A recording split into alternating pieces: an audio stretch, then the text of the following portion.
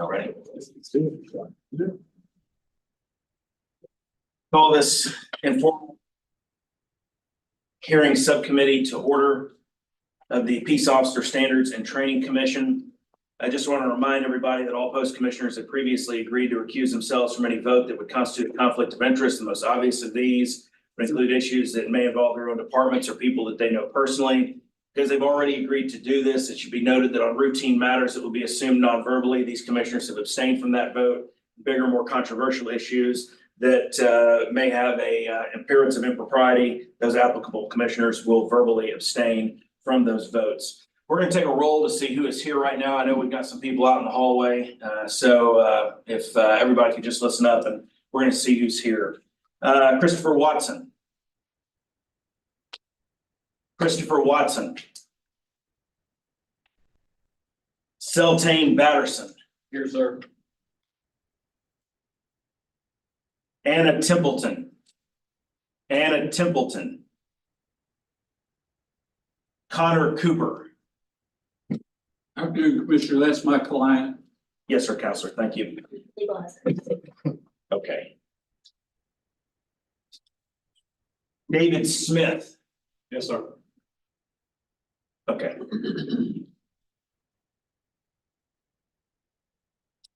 Sean Herman. Okay. Shelby Pomerantz. Okay. If you would just speak up on the court report. Oh, sorry. Thank you. That case has been continued to September 19th. Kevin Brogden. Okay. Dalton Barnes. Here, sir. Curtis Davenport. Curtis Davenport. Reggie Edge. Here.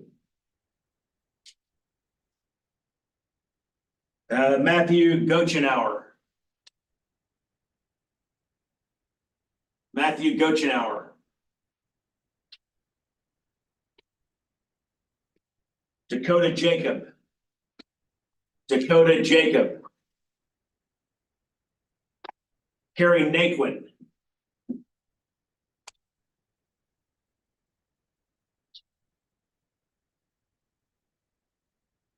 David Shank. William Gregg. He's here in the hallway. I'll represent him.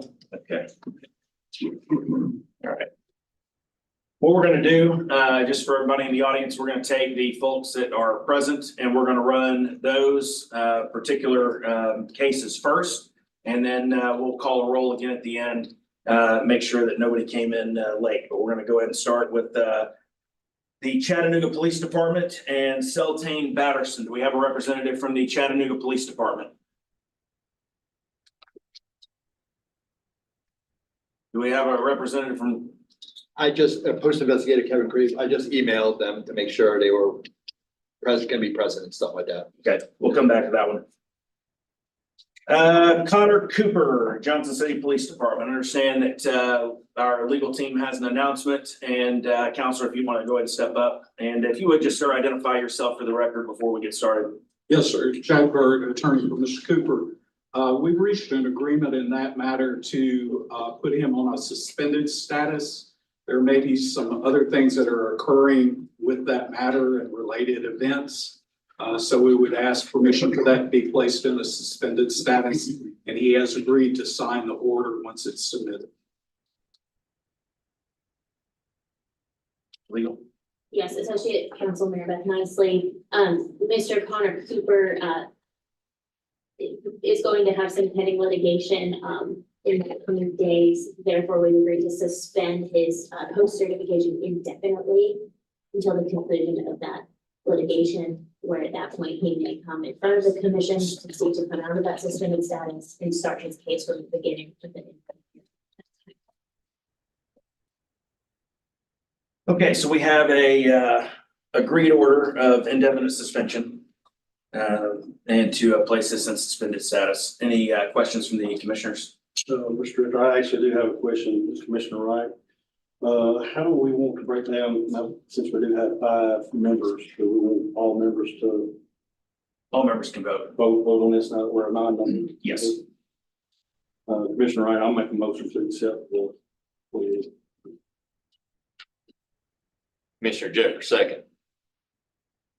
We have a motion to approve and a second. Do we have any further discussion? All those in favor say aye. Any opposed? Motion carries. David Smith, Johnson City Police Department. Do we have a representative from Johnson City PD here? Would y'all step to the podium first, please?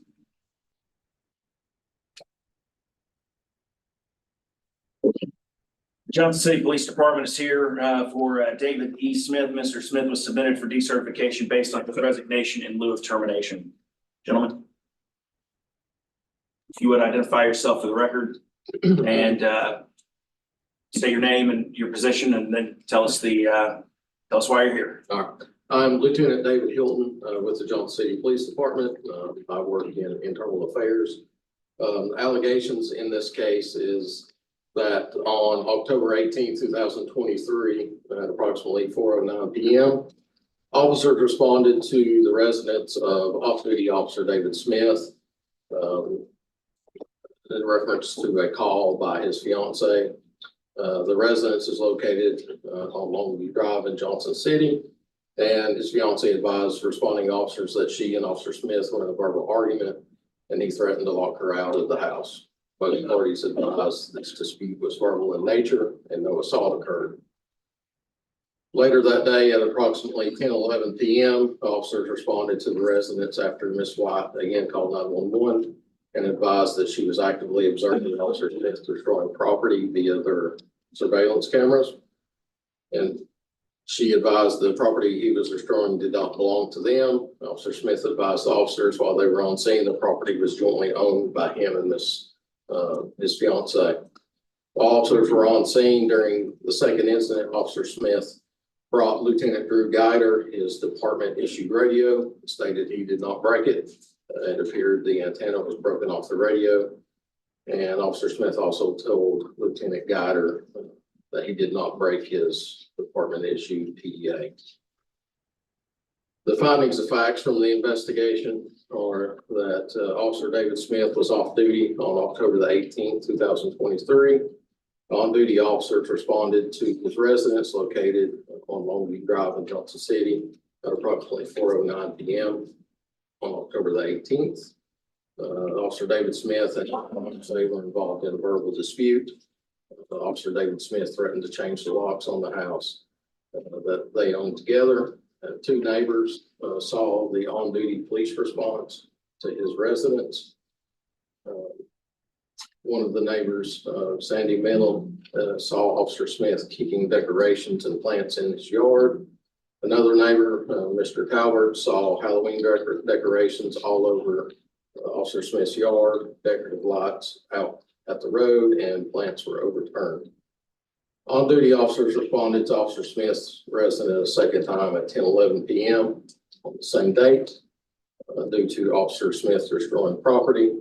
And Officer Smith destroyed property another person has interest in. Officer Smith's language to Lieutenant Drew Guider was discourteous, rude, and indecent.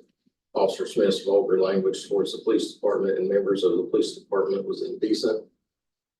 Officer David Smith made derogatory remarks concerning the sex of his fiance and her juvenile daughters. Officer Smith, his department issued police cruiser was parked in his driveway during both incidents and was visible to the public. And Officer David Smith did not commit a felony during this incident. And Officer David Smith did not damage his department issued equipment.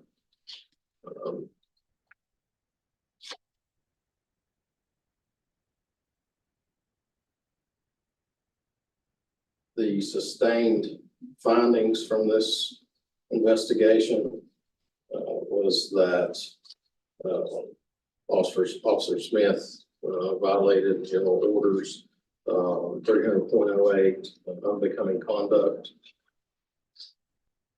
commission of misdemeanor,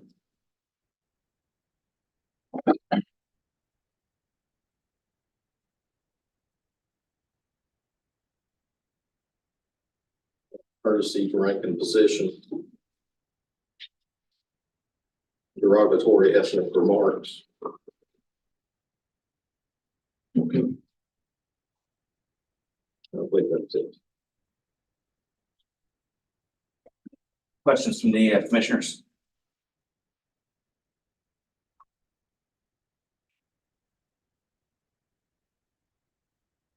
Hearing none. Would you like to say anything, sir? I'm Captain Andy Hodges, HODGES. I'm over our Office of Professional Standards, which oversees our deliberation. Excellent. Thank you, sir. If y'all would have a seat, and if we need to call you back up, we will. Mr. Smith and Mr. Byrd. Again, Commissioners, Jack Byrd, Mr. Smith. In this case, there were no criminal charges placed against Mr. Smith. He was investigated by the TBI at the request of the district attorney for the district. TBI found no grounds for charges, and the case file was closed at the request of the district attorney. Also, I think Mr. Smith would acknowledge that at this time he was having some issues both with substance abuse and in his personal life. He took it upon himself to own those issues. He put himself in a rehab that he paid for and continues his sobriety to this day. He has found employment at another department. He has done exactly what we ask of officers every day. He's accepted his responsibility and he's taken corrective action. He had no charges that were charged against him criminally. The departmental charges, he lost his job because of it. He should be allowed to keep his post certification and go to another department that wants him. We supplied several letters that should have been provided to the commissioners, both from that department and from his therapist, who states that she has absolutely no issue with him returning to work as a police, a police officer. So we would ask that you take no action against his post at this time.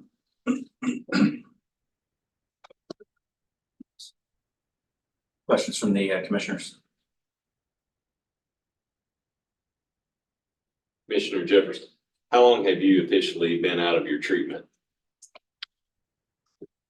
Could you identify yourself? I'm sorry, could you identify yourself? Yes, sir. David Smith. I went to Oxford Treatment Center in October of last year, and I was there for 30 days.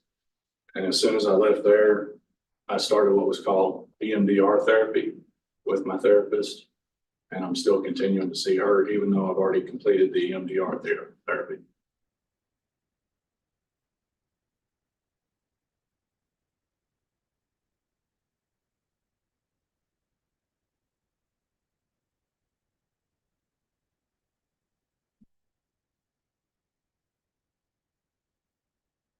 Commissioner Wright.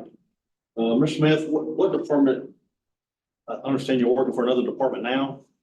I haven't started yet, sir. You haven't started. You've already applied with one, been accepted to one. What's? I haven't been accepted by the Washington County Sheriff's Department. Washington County. Yes, sir. And obviously they're here today, so obviously they know of the circumstances around this. Yes, sir. And you also have a letter from the sheriff in there as well.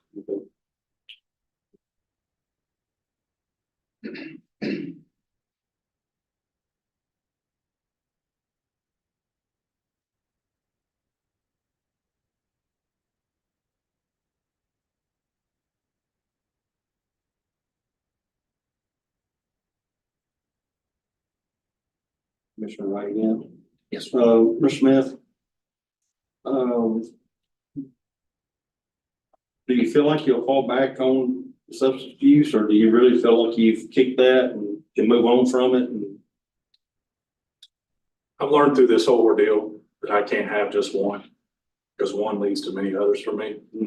I had a lot of some PTSD issues from work itself, and also personal life issues going on, and I turned to alcohol. I've probably been drinking for 4 years, 5 years, give or take. And I have no desire to ever do it again. It's already taken too much from me. is drinking the only substance that you was having issues with? Yes, sir.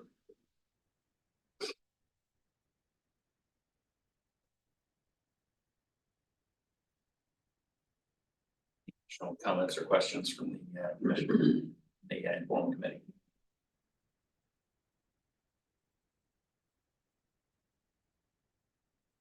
Before we make a decision, we'd like to hear from the sheriff that's here. The sheriff isn't actually here, sir. Okay. Some of his, Okay, representatives of the sheriff's office. They're here for another matter. I think they're here for another matter, sir. Okay, well, they may not, well. He's got a letter. It's informal. Okay. Do we have any discussion on the matter or? This is Commissioner Beverly. I just want to add, you understand the scrutiny that law enforcement is under right now. Most definitely. And it seems like you have someone willing to give you a second chance, but that doesn't come along to a lot of people. They don't get that second chance. I'm going to make a motion to deny the decertification request. But just understand, we're extending something to you here. Completely understand. Commissioner Wilbur, second. We have a motion to disapprove the decertification request and a proper second. Any discussion on the members of the informal committee? Hearing none, we'll take the vote. All those in favor of disapproving the request for decertification, say aye. Aye. Any opposed? Hearing none. Motion carries to disapprove the request for decertification. Good luck to you. And what Commissioner Beverly said, take it to heart, please. Yes, sir. Thank you, Commissioner. All right, moving on, Metropolitan Nashville Police Department and the case of Sean A. Herman. Mr. Herman was submitted for decertification based on his termination for criminal conduct. And we have an agreed order, so I will turn it over to our representative from legal. Yes, Attorney Marybeth Nicely, Attorney Marybeth Nicely, I spoke with Mr. Herman's attorney last night. There are pending criminal charges. He has agreed to enter a suspended status with his post-certification indefinitely. When or if he were to close those criminal charges, at that point, he would come in front of the commission, ask to be reinstated, and this post decertification will start from the beginning of that. Commissioner Wright, make a motion to accept the agreed order. We have a motion from Commissioner Wright. We have a second. Second. I'm sorry, who was? The second by Commissioner Jackson. We have a motion to accept the agreed order. And a proper second. Do we have any discussion? Hearing none, we'll vote. All those in favor say aye. Aye. Opposed? Motion carries. Let's see, we have a continuance on Shelby Pomerantz from the Paris Police Department, correct? That's correct, to September 19th at 10 a.m.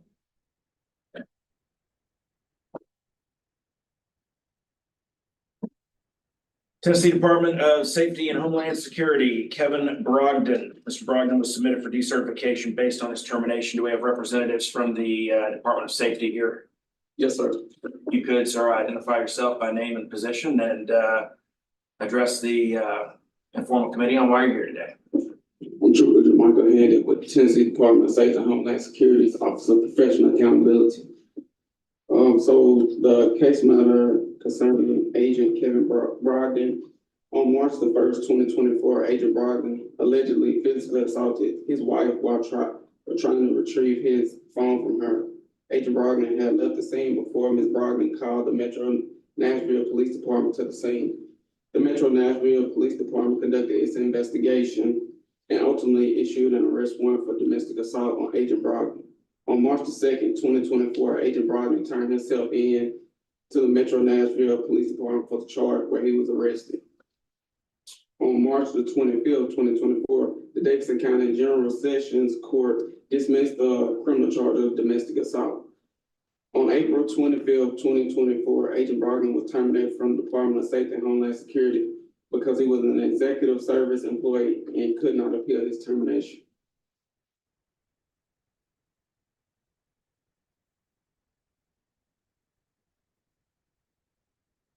Questions from the commission?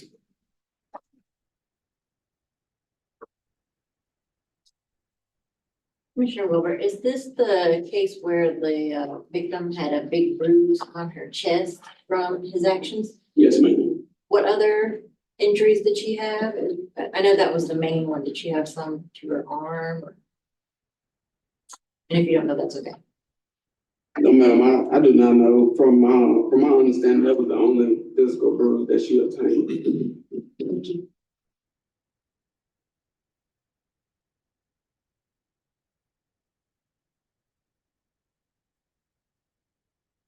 Commissioner Jefferson, is the order of protection still in force? I'm not sure. Answer your question. It said it was dismissed. Okay, I was looking for it, so, Dismissed on March 25th. thank you. Anything else for the trooper? Any other questions from the formal subcommittee? All righty, trooper, if you would, you can have a seat and just stick around though. And we will call Mr. Brogden. Give his side.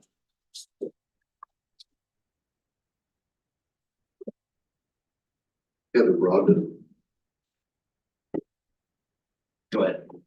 On March the 1st, my wife did call the Nashville Police Department.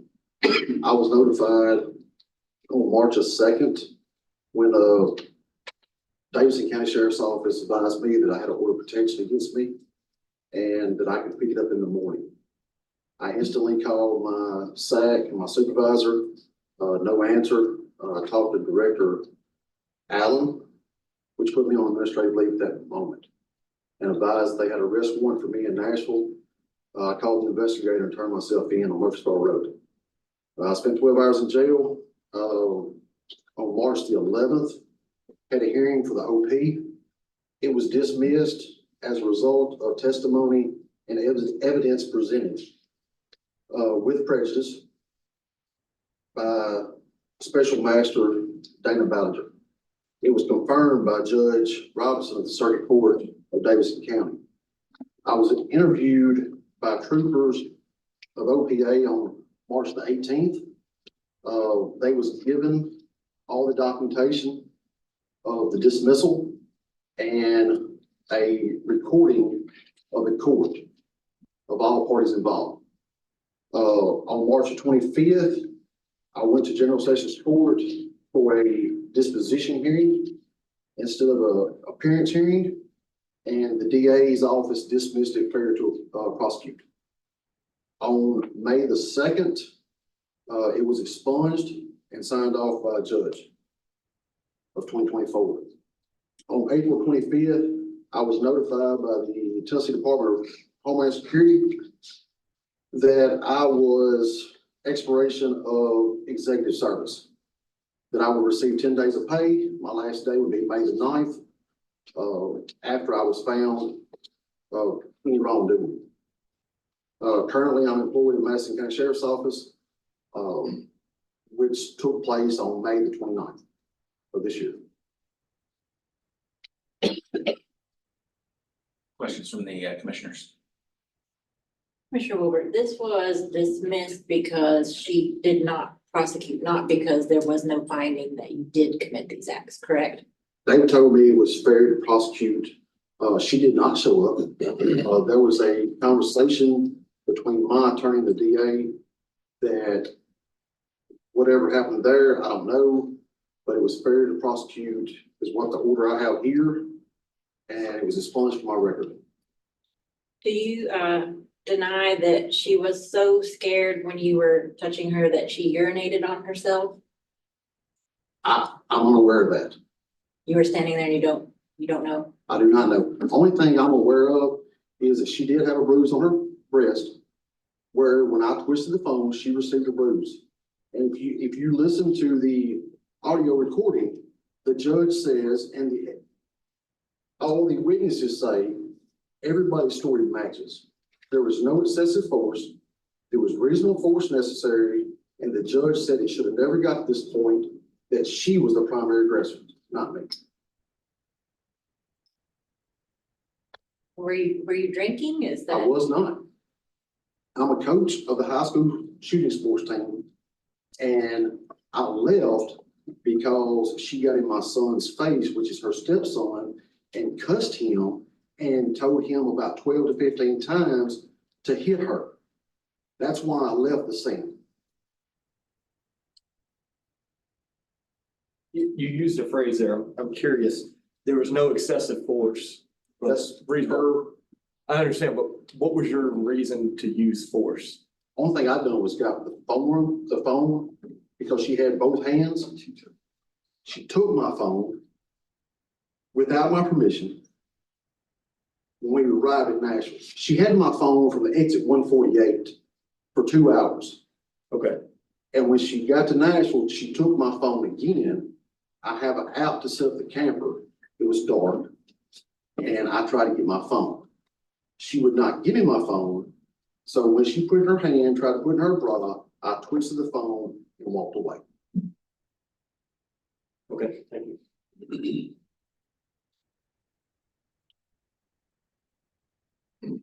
Any other? Go ahead, Commissioner Jackson. Need to recuse myself from this. Okay. Thank you.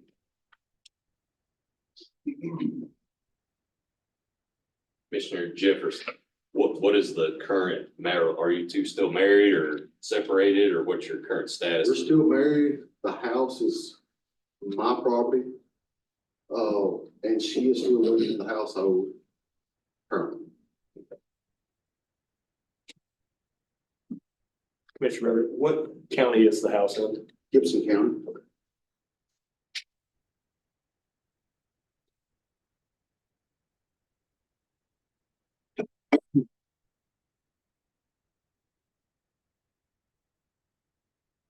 Further questions from the commissioners?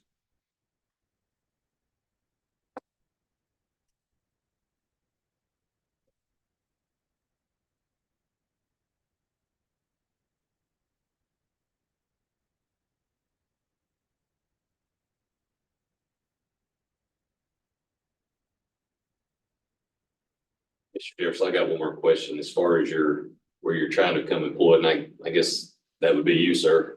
I'd like to get your take on it. Sheriff Weiser, Madison County, Tennessee. Deputy Brogden, he started work on May the 29th at the Madison County Sheriff's Department.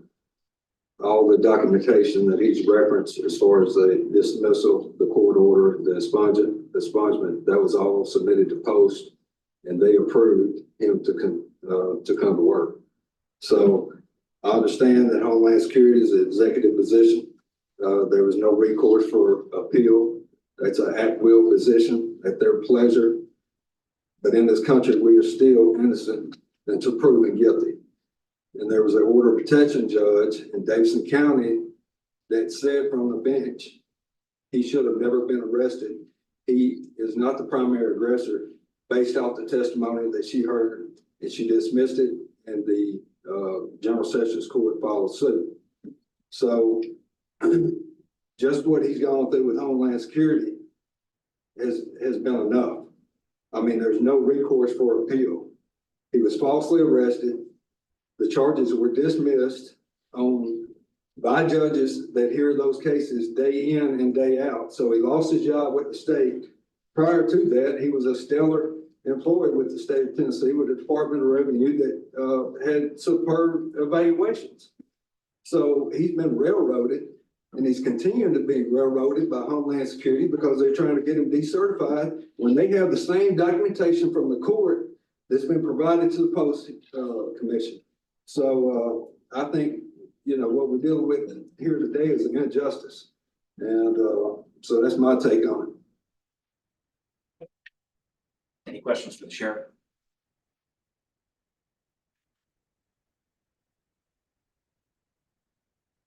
Thank you very much for being here, Sheriff. Yes. Would the commission have any questions for Mr. Brogden or any further questions for the Department of Safety or? Mr. Jefferson, I'll make a motion not to decertify.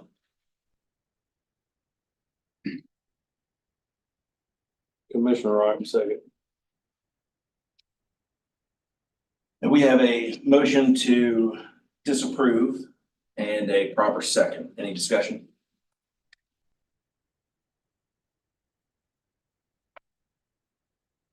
Hearing none, we'll take the vote.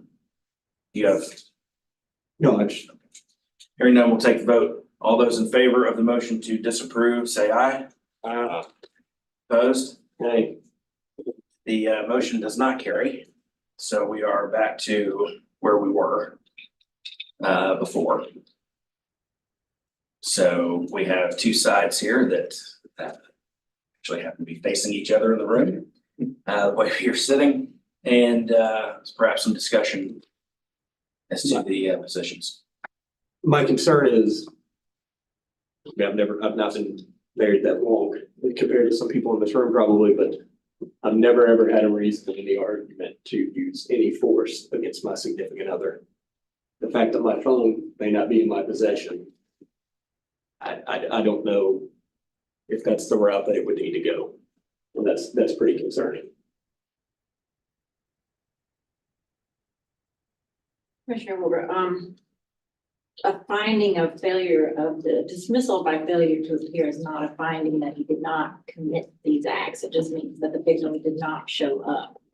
I'm concerned today by the tone in which this was presented to this commission today. I don't hear any contrition or admission. And the report says not only did she have scratches on her chest, but she had visible injuries to her left leg and right arm. So I'm not sure that we're getting the full story from Mr. Brogden.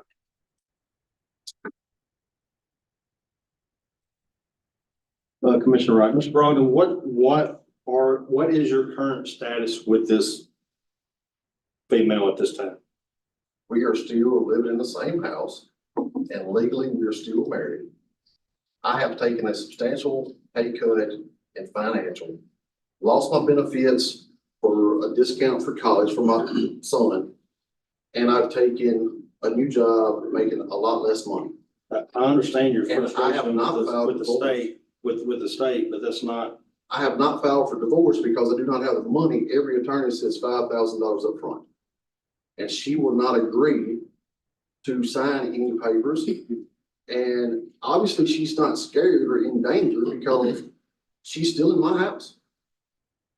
And she's not filed for divorce. I think it'd be safe to say probably separate bedrooms.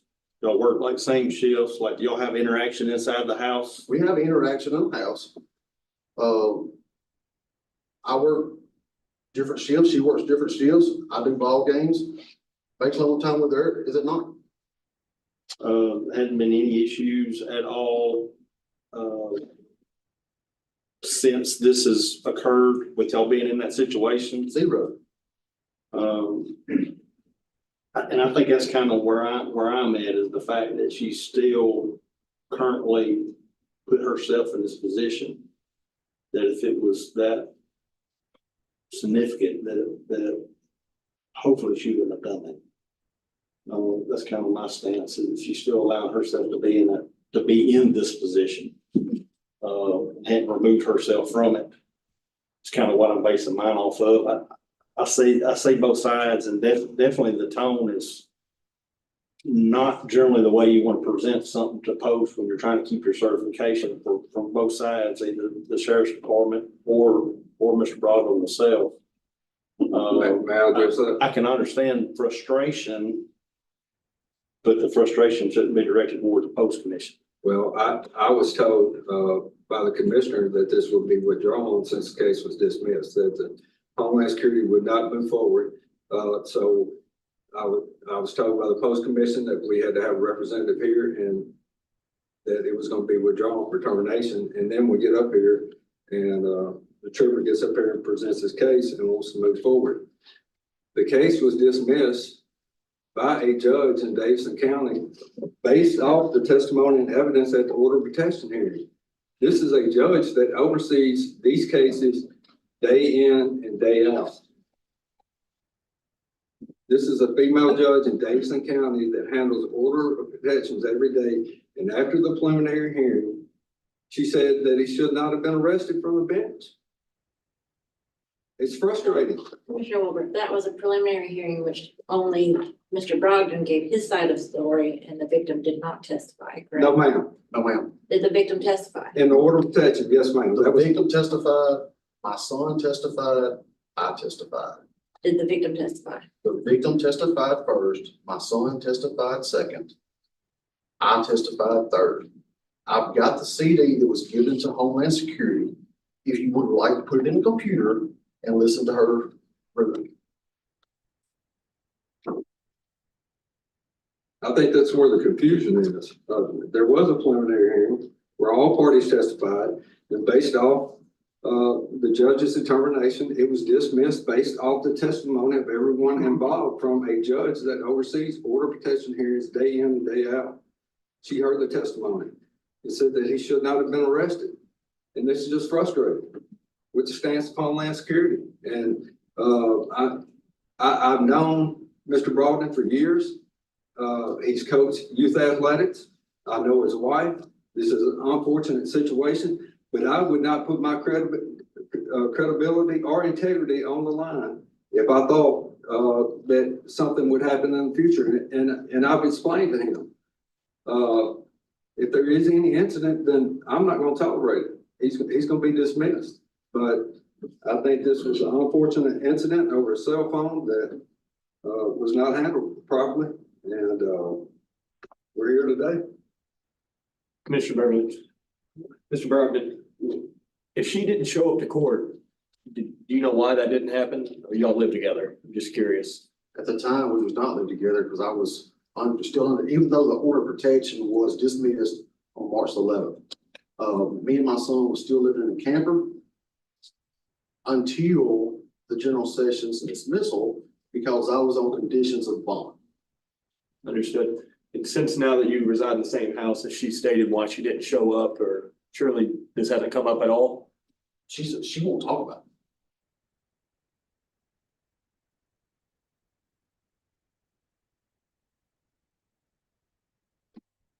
Well, as far as my stance goes, I guess I'll be the fourth one here. You know, it's kind of one of those things. I'm trying to put myself in the position of if I was there just watching you two, you know, during while this unfolded. You know, I can see how questions of different things going on in your lives was going on. I could see somebody grabbing a phone and I could see, you know, well, let me see who you're texting, let me see who you're calling, and I can see all that unraveling, you know. And, you know, as far as that goes, you know, should, you know, been any kind of physical contact? No, probably shouldn't be any kind of physical contact at all, you know, on both sides, you know, concerning that, because, you know, we hope people act in a mature manner, but, you know, sometimes things wind up happening, you know, as far as people arguing. I understand that. But, you know, the one thing where I'm kind of at is that, you know, she didn't show up for the court proceeding as far as that goes. I understand that's one thing with marriage, but I know sometimes that happens a lot where people don't show up.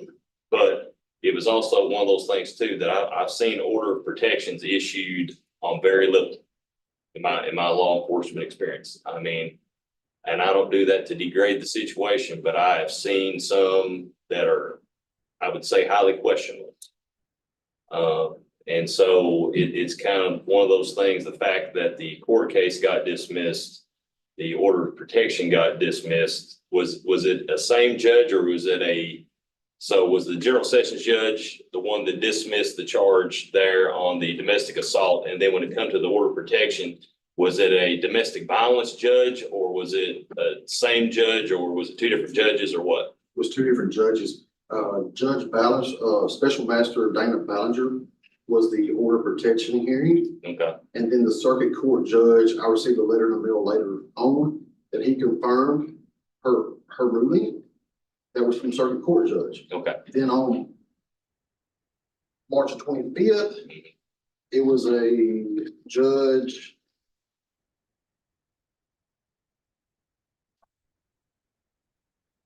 Well, that's all right. You don't have to go for that. You've answered my question.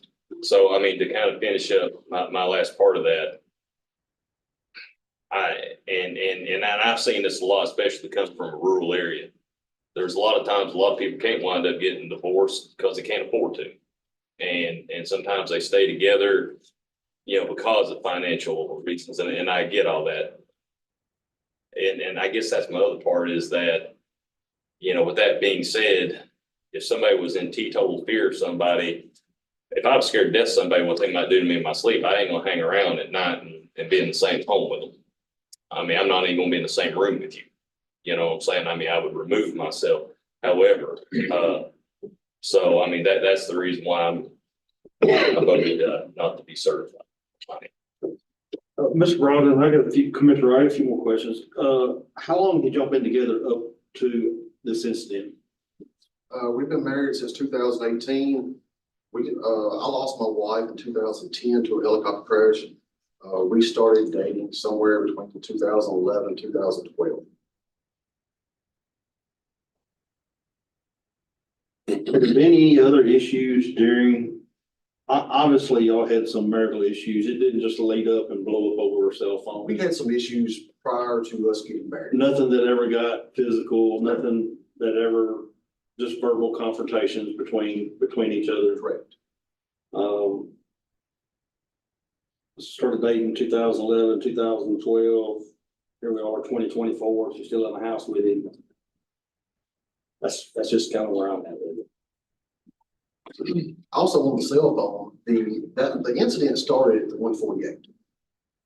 And I gave her my cell phone. She had my cell phone from the 148 to the 204 where Nashville Gun Club is. She gave me my phone back. And she called a number that was a Homeland Security agent that I rode with from Jackson, a male subject. And he didn't answer when she called. She gave my phone back. We get there, and when I back the camper up, she gets the phone and runs off. I've got to set the camper up because it's late at night. I mean, that's my son's senior last first shoot of 2024, his senior year. I was not this insecure. If you think something or you don't want to be with me, then she should have left 6 years ago. I mean, we're still in the same thing. She's not left. I've been forced out of my house. That's not marital property. The phone's not marital property. I've never been written up. I've been on national committees in law enforcement, the sitting chair. I've worked with feds, I've worked with state, I've worked with local agents, and had nothing but good reports. I went through a year of background with Homeland Security and was hired and was there 28 days when this happened.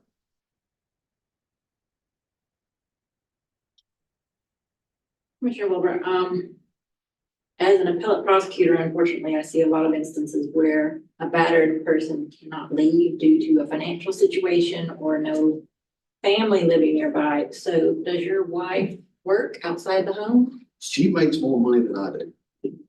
She's always made more money than I do. Thank you.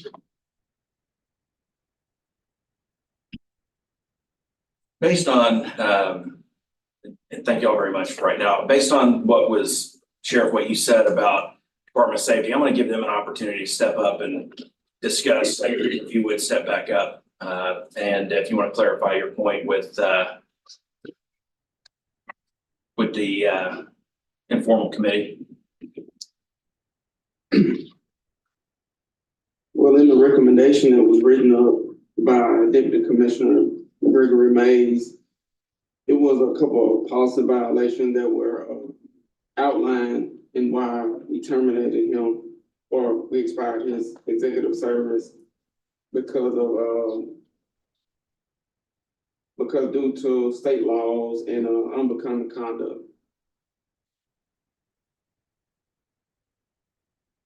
What state laws?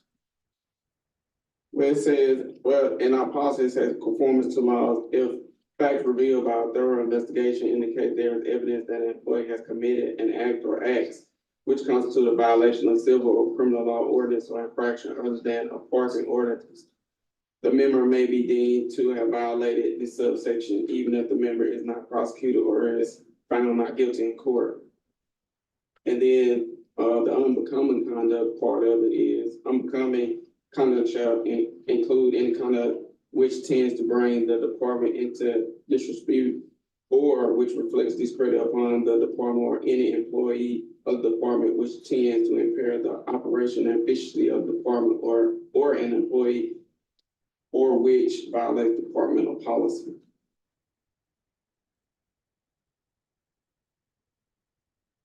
Questions from the commissioners?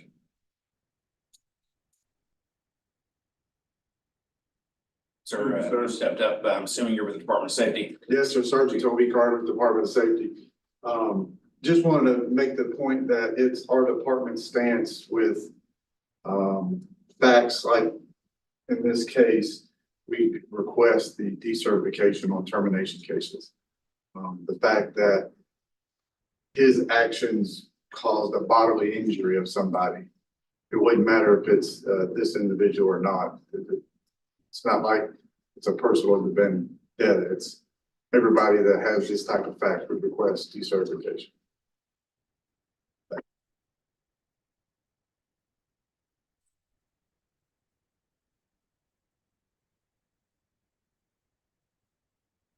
Discussion from the commissioners. I just have one final question for Mr. Brogden, if he's coming up. That's fine. Did you ask your wife to come here today? I did not.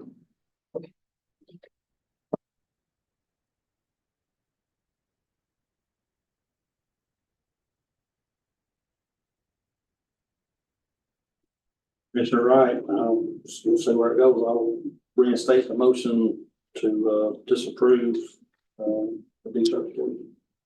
We have a motion to disapprove. Commissioner Jeffers, second. Mr. Jeffers with the second. Any discussion? All those in favor of the motion to disapprove, say aye. Aye. Opposed? Okay. So there are three, and again, I want to remind the commission that it has, or this informal subcommittee, there are three options that you have. You can vote to disapprove, you can vote to decertify this individual, or you can vote to send this to a full hearing post commission. Full formal hearing post commission. Commissioner Beverly, I'm gonna make a motion, we send it to the full post commission. Commissioner Wilbur, second. Mr. Brogden, this is Commissioner Wright. This is probably gonna go with the full commission and and basically what it's gonna do, you can see what we got here. We got two. I mean, it looks like we're kind of at a head that we're not gonna be able to go anywhere with Commissioner Jackson recusing himself out of this. That doesn't mean it's just gonna be kicked down the road basically, but then you'll have a full commission of people here to be probably 13 of us or so, if we have a full commission, somewhere in that range of people that will actually get to hear the cases. And you'll get to present your evidence too. And you'll get to present all your evidence there. And if it does end up going to the full commission, my suggestion would be ask her to probably be here. Do you think she would want to do that on your behalf, or has that been them against you that she would not? I don't want to ask her to be here. She's caused all this when I should not have been arrested. I lost my job because Metro arrested me. That never went by the statute of 39-3-619 by talking to witnesses before I was issued an arrest warrant. They never talked to my son who witnessed this until the DA's office called him Monday at school and talked to him. So I shouldn't even be in this situation.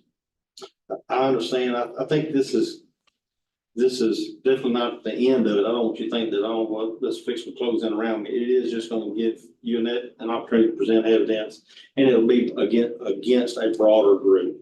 Yes, sir. To make that decision. So I just wanted to make you. Yes, sir.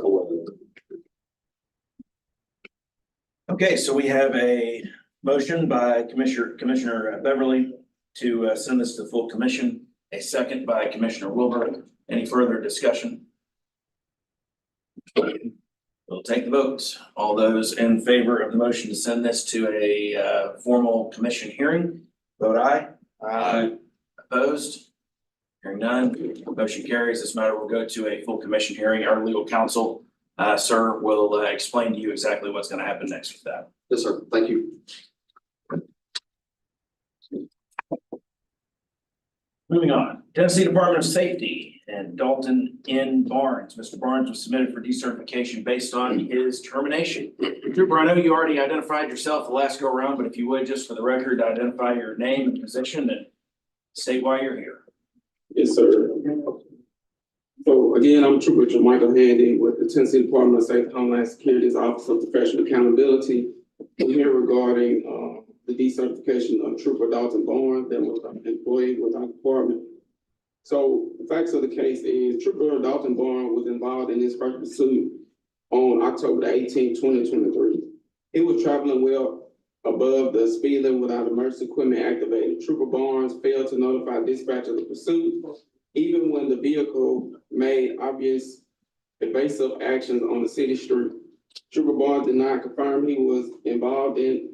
Trooper Barnes did not confirm that he was involved in the pursuit until dispatch questioned him. The pursuit was conducted on a densely populated inner city residential street. A THP sergeant advised Trooper Barnes to terminate. However, Trooper Barnes continued to pursue the vehicle to obtain the registration. While doing so, he ran the stop sign before terminating the pursuit. On December 22nd, 2023, Trooper Dalton Barnes was involved in a departmental vehicle crash while attempting to catch up to a speeding vehicle. Then Trooper Barnes engaged in his second pursuit on December 24th, 2023 during a busy holiday weekend. He took unnecessary risks by going through 3 stop signs. And then ultimately the suspect was taken into custody during this pursuit. Then on January 29, 2024, Trooper Barnes, his district captain and troop lieutenant met with him to discuss his conduct and performance in several areas, including the out of policy pursuits. Every pursuit element was covered in detail with Trooper Barnes. Additionally, several portions of the pursuit policy were discussed. However, less than a month, Trooper Barnes had another out of policy pursuit on February 20th, 2024. In this case, Trooper Barnes traveled at a high rate of speed in a business residential area before vaguely advising dispatch that he was in a pursuit. He lost contact with the vehicle, but continued to locate the vehicle at high speeds in a congested area. Trooper Dalton Barnes had been involved in 3 out of policy pursuits, 1 sustained speeding complaint, and an out of policy departmental crash since being employed with our department on November 27th, 2022. And as a result, Trooper Barnes was terminated as a probationary employee.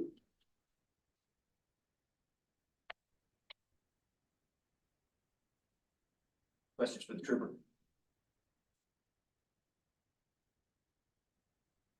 Commissioner Wilbur, on the, I think, is it December 22nd, he did collide with another car. Yes, ma'am. He was trying to catch up to a speeding violator, and when he took the exit off the interstate, he collided with a vehicle that was not a suspect. Did that person sustain any injuries? Do you know? No, ma'am, they did not.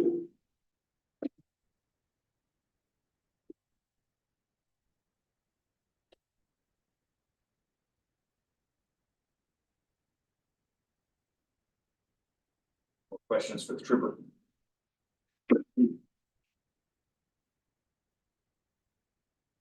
Hearing none, sir. If we have any additional, we will call you back up. Mr. Barnes?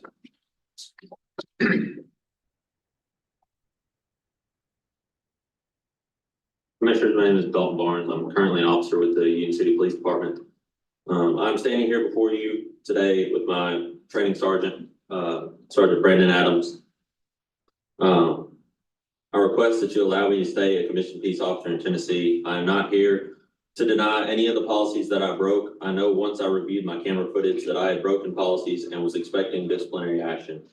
I did not deliberately or intentionally break those policies during the execution of my duties. I know there are multiple events that occurred during my probationary period. I do want it to be known that the only disciplinary paperwork I have received over my career was a citizen complaint and then my termination letter. I never received any disciplinary paperwork from any of the 4 incidents. After every event, I kept asking my supervisor when I would receive my discipline because I kept getting told that the highway patrol was going to find something to discipline me for. I never received a notice of investigation or days off for any of the incidents. I always would get told to not worry about it and keep doing my job, which is what I continue to do. I can assure you that if I would have received days off after the first incident, that I would not have pursued any more vehicles. I know now the severity of pursuits and the dangers they cause to the public. I was told by my captain, Bruce McCarley, when I signed my termination letter, that the department was not going to request my post be taken away. I did not expect to be here, but being a police officer is all that I know. My current department I am with does not allow pursuits, and I have had a meeting with my chief about not pursuing vehicles unless they are violent felons. I can assure you that I will not and do not want to pursue cars. I am asking you to please allow me to stay certified and help protect and serve the citizens of Union City and the state of Tennessee. Questions for Mr. Barnes?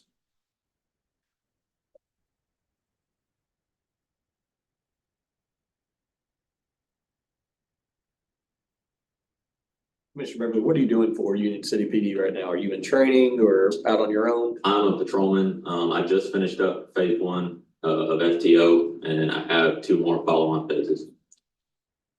Thank you.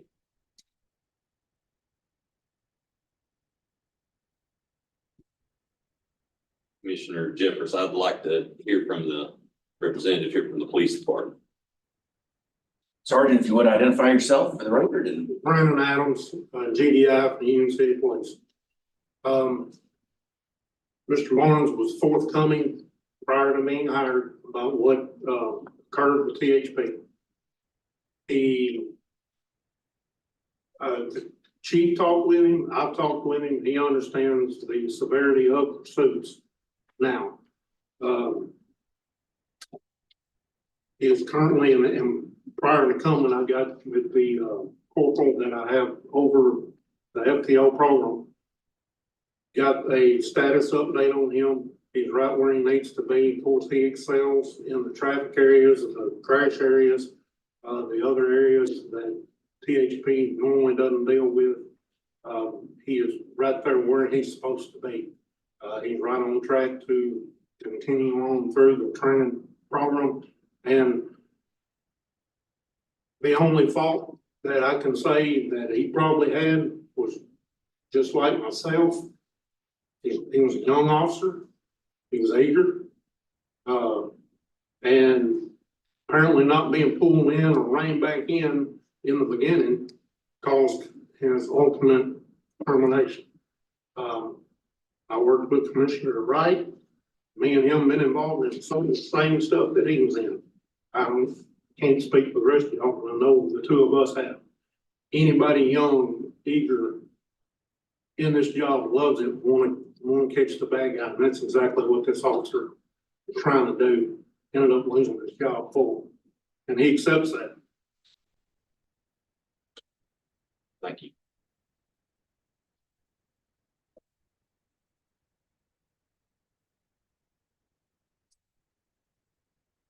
Discussion, commissioners, or questions? Mr. Barnes.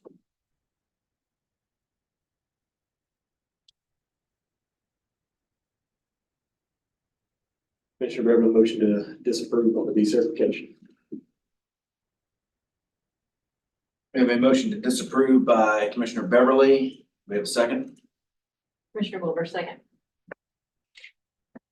Commissioner Wilbur seconds. Do we have any discussion amongst the Informal Committee? Just Commissioner Wright will be recusing himself. Back to 4. It's noted that Commissioner Wright is recusing himself from the vote. Do we have any discussion amongst the commissioners? We'll take the vote. All those in favor of the motion to disapprove the Tennessee Department of Safety's request for decertification, say aye. Aye. Opposed? None. Motion is disapproved. Thank you. The motion is approved to disapprove. Thank you. We be dismissed Oh, yes, sir. You're good. Thanks for coming out, sir. Have a safe drive back. Moving on, Tennessee Department of Safety, Reggie Edge. Mr. Edge was submitted for decertification based on his termination, and we have a different representative from the Highway Patrol this time, sir. If you would state your name for the record. Sergeant Harold Stewart. Thank you, sir. And go ahead and let us know where you work at THP, and then tell us why you're here. I work for the Department of Safety and Homeland Security's Office of Professional Accountability. So Mr. Reggie Edge was hired by our department back in 2020, and our office was requested to investigate some allegations of inappropriate conduct by Mr. Edge. On the night of September 10th, 2022, Mr. Edge stopped a vehicle that was speeding on the interstate. He subsequently arrested that driver for driving under the influence, and her blood results came back a 0.164. She made allegations to our office that couldn't be substantiated because Mr. Edge decided to turn his body camera off prior to exiting his vehicle and taking her into the jail. Mr. Edge admitted that he got the arrestee's phone number from the Williamson County booking sheet and subsequently texted her on 2 different days after her arrest. I'm going to read parts of those text messages. I apologize in advance. There's profanity in one of them. Mr. Edge said, "Don't hate me. I was doing my job, keeping you and everyone else safe. I really don't want to fuck up your chance with the FBI." Another text read, "I really meant what I said though. We can be friends after it's all over, if that's okay with you." On top of that, Mr. Edge contacted the district attorney's office and asked for the charges, or asked if there could be consideration for those charges of DUI to be reduced to reckless driving. During a preliminary hearing, the judge who was hearing the case said, and these are multiple quotes, this is in reference to the text message, "This is so inappropriate. 16 years on the bench, I've never seen anything like this. This is highly, highly inappropriate, unbelievable. It was not honorable at all, and the profanity that was used in there too." Mr. Edge has multiple prior disciplinary actions. On August 12th, 2022, he received a written warning for unsatisfactory job performance where he had previously turned off his body camera. He also received a written warning because he was uncomfortable with a female driver's performance during a standardized field sobriety test and chose to take her to a nearby restaurant instead of taking her to jail. On December 15th, 2022, he was issued an oral warning because he reported late for work because he overslept. On April 10th, 2023, he was issued a written warning for leaving the hospital where he was responsible for the custody of an arrested individual who was at the time being treated, and that individual subsequently escaped from the hospital.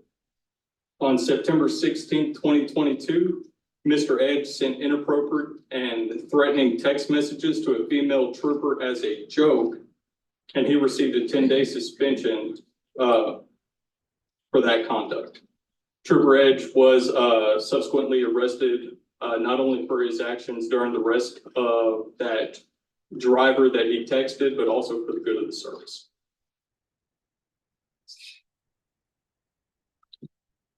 Sir, if you would be quiet, you'll have your turn to speak. Well, yeah, I'm sorry. Trooper Edge was not arrested. He was terminated from the department. Questions for the representative from Tennessee Highway Patrol?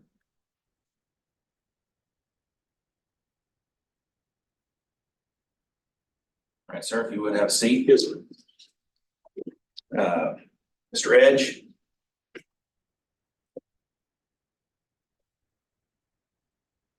Your name for the record and present your side. I'm Reggie Edge.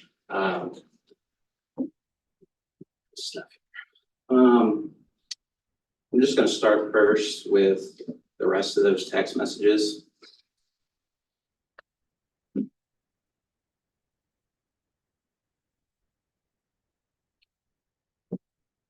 As stated, I'm sorry. Whenever I run into anyone where I see they need help far beyond what I can try and do, I attempt to help. My friend told me you had trouble with depression and suicide, so that type of stuff makes me worry about people. Same as the veteran. I will leave you be, just as I say this, take care of yourself. In 2022, I was involved in an officer-involved shooting on I-65 that I was going through a lot emotionally during that time. And that is the reason why I contacted this person. The arrestee is only to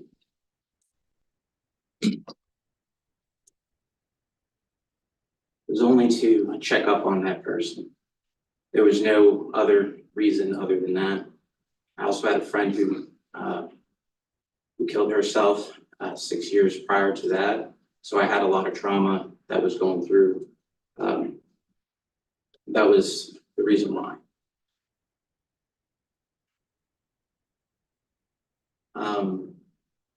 When it comes to the text messages to the trooper, me and that trooper were friends.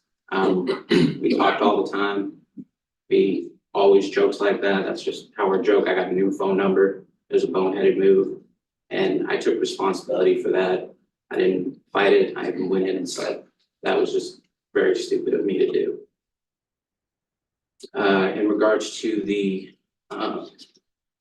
turning off the body camera on both instances, on the first instance, when you just heard that I turned off my body camera prior to going to the jail, we were at the jail.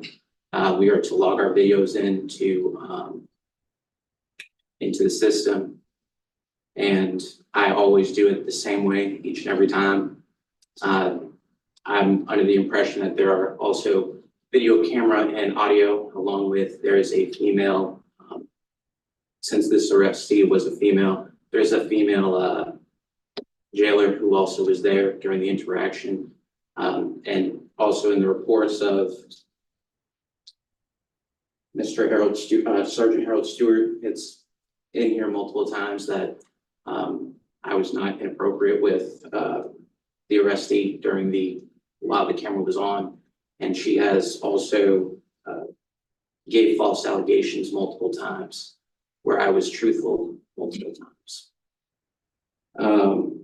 And it's a review of the dash body camera footage that if I treated her any differently than any arrestee, and it was notated that I did not, I do the same thing each and every time.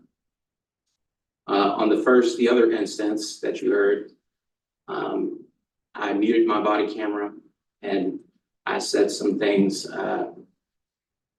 such as due to her affluence and status that a reckless driving ticket is going to be not a big deal. When I did field sobriety on this reckless driver, I was on the fence. Wasn't really sure if it was a DUI or not. I called the senior trooper and I asked him what he thought I should do. He said that it was my call and I don't really get a lot of DUIs during the day, so I was pretty inexperienced with that. And I chose to write her a citation for reckless driving and took her to her next destination, told her not to drive. This job means a lot to me, and I love to be in a state trooper. And the state trooper motto is servants, not lords. And I pride myself trying to be a servant to everybody that's helping anybody in any situation. And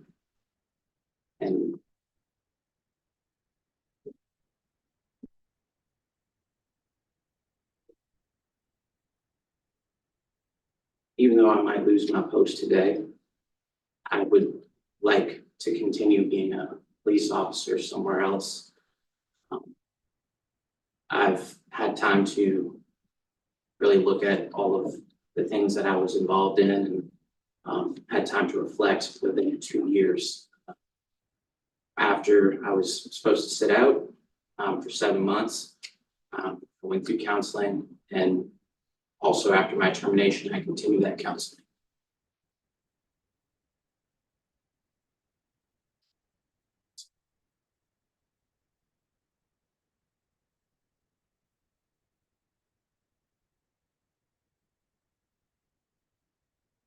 Commissioner Beverly, was this arrestee the only arrestee you ever reached out to?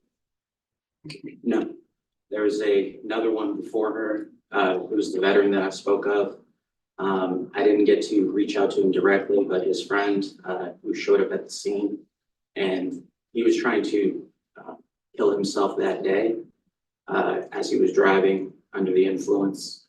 And I gave him my personal phone number, and I said, if you need anything, you give me a call. And I checked up on him as well on September 12th, the same day I texted this arrestee. And how did you contact this arrestee? Well, I did it through his friend. I did not text him. I'm sorry. No, I'm sorry. The female arrestee, how did you contact her? That was through a text now phone number. I did not use my personal phone number, trying to keep a boundary there. That was due to, I was supposed to use my state phone, but I don't use that. I use my personal phone for everything. Thank you.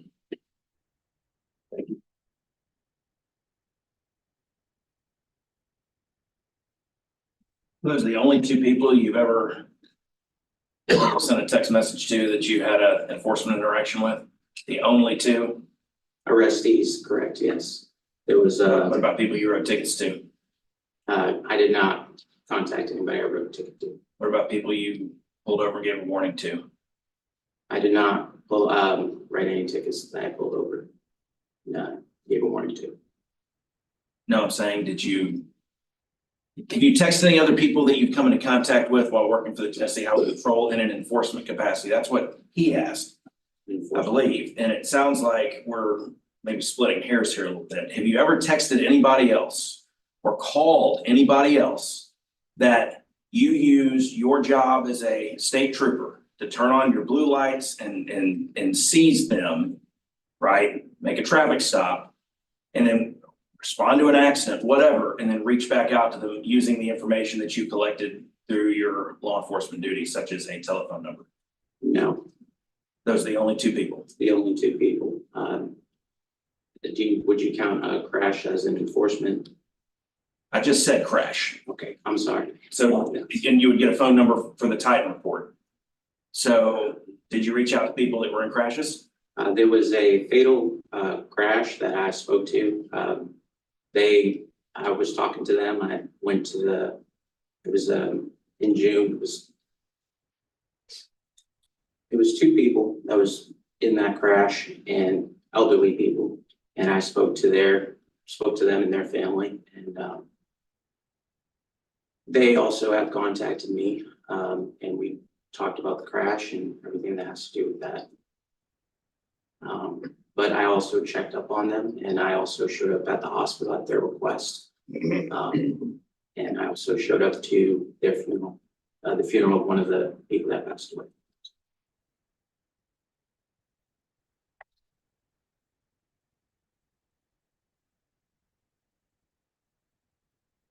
Commissioner Wilbur, I can appreciate empathy, but you said something like you wanted to set a boundary, and that's why you did not call a text from your phone. So are you acknowledging that that was wrong to contact that person through the text now app on a phone that didn't register your phone number?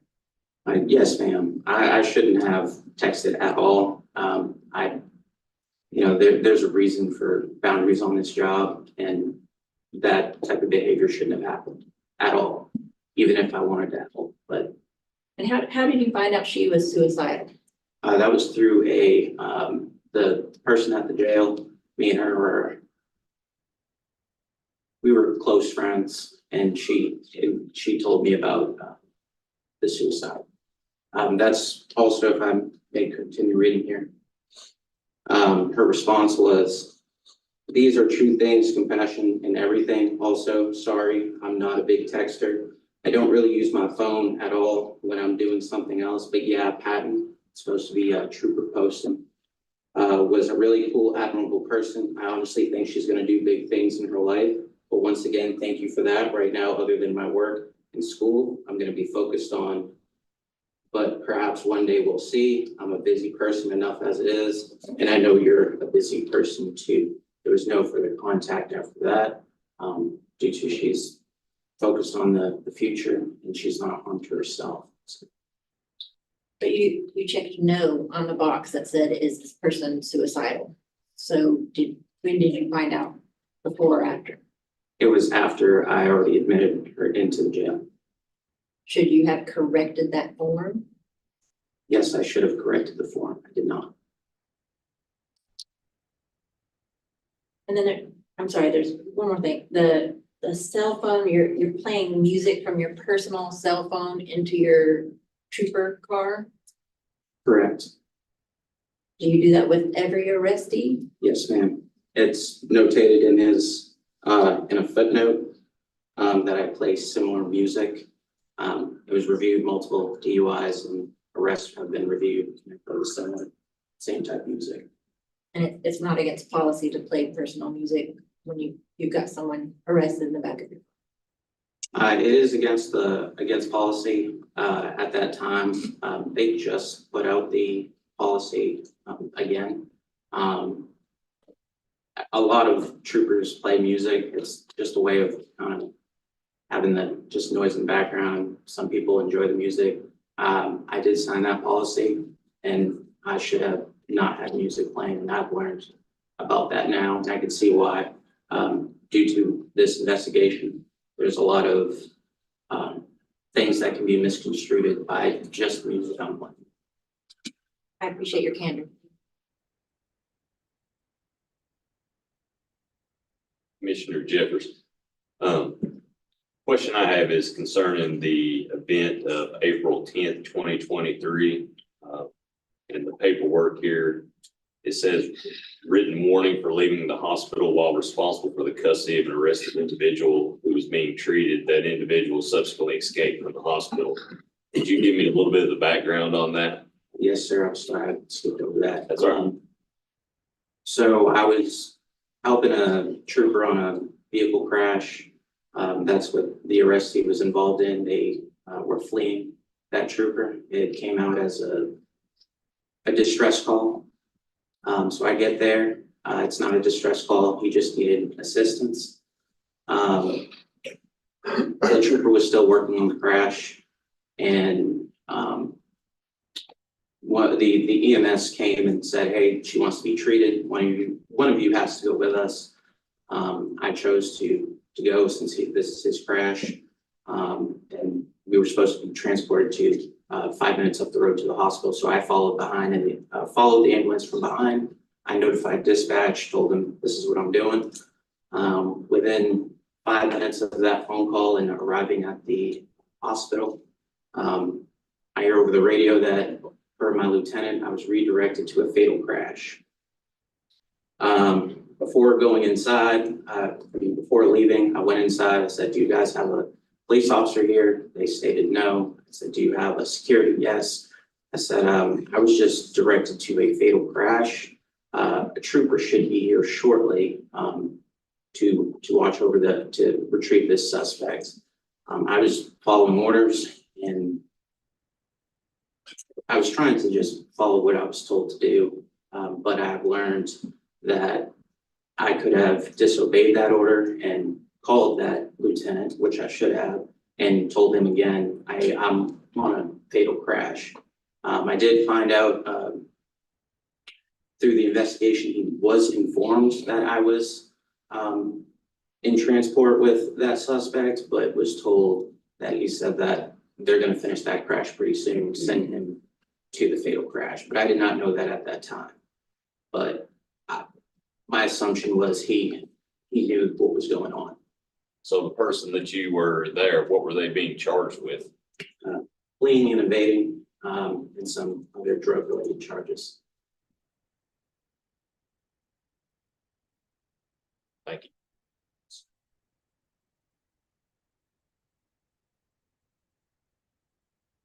Any other discussion from the members of the informal committee?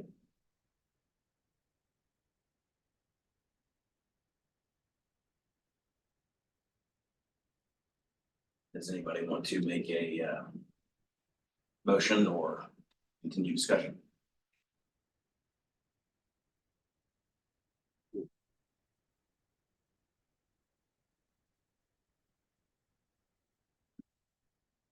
Commissioner Wright, Mr. Edge, when you was transporting this individual and you was going through the music, Mr. Wilbur was asking about, was you playing that through your cell phone?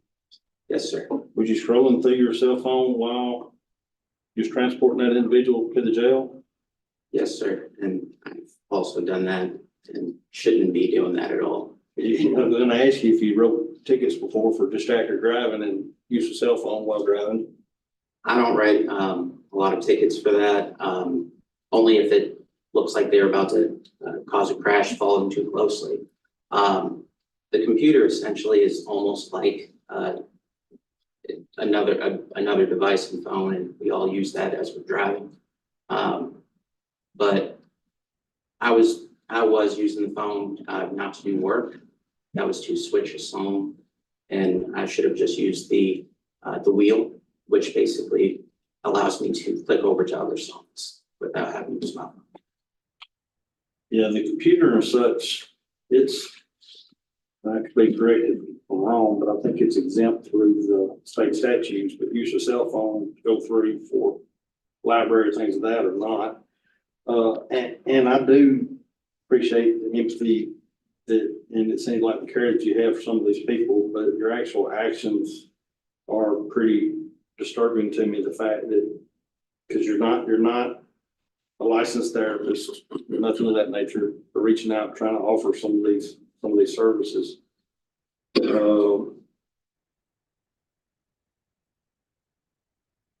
I guess we'll kind of see where this goes. If we ain't got any other discussion, and I'll make a motion to approve the decertification. Commissioner Beverly, second. We have a motion by Commissioner Wright to approve the request for decertification. And we have a second by Commissioner Beverly. Do we have any discussion? Hearing none, we will take the vote. All those in favor of the motion to approve Mr. Edge for decertification, say aye. Aye. Opposed? Hearing none, motion for decertification carries. Thank you. Thank you. Our general counsel will, or our investigator will talk to you about the next steps.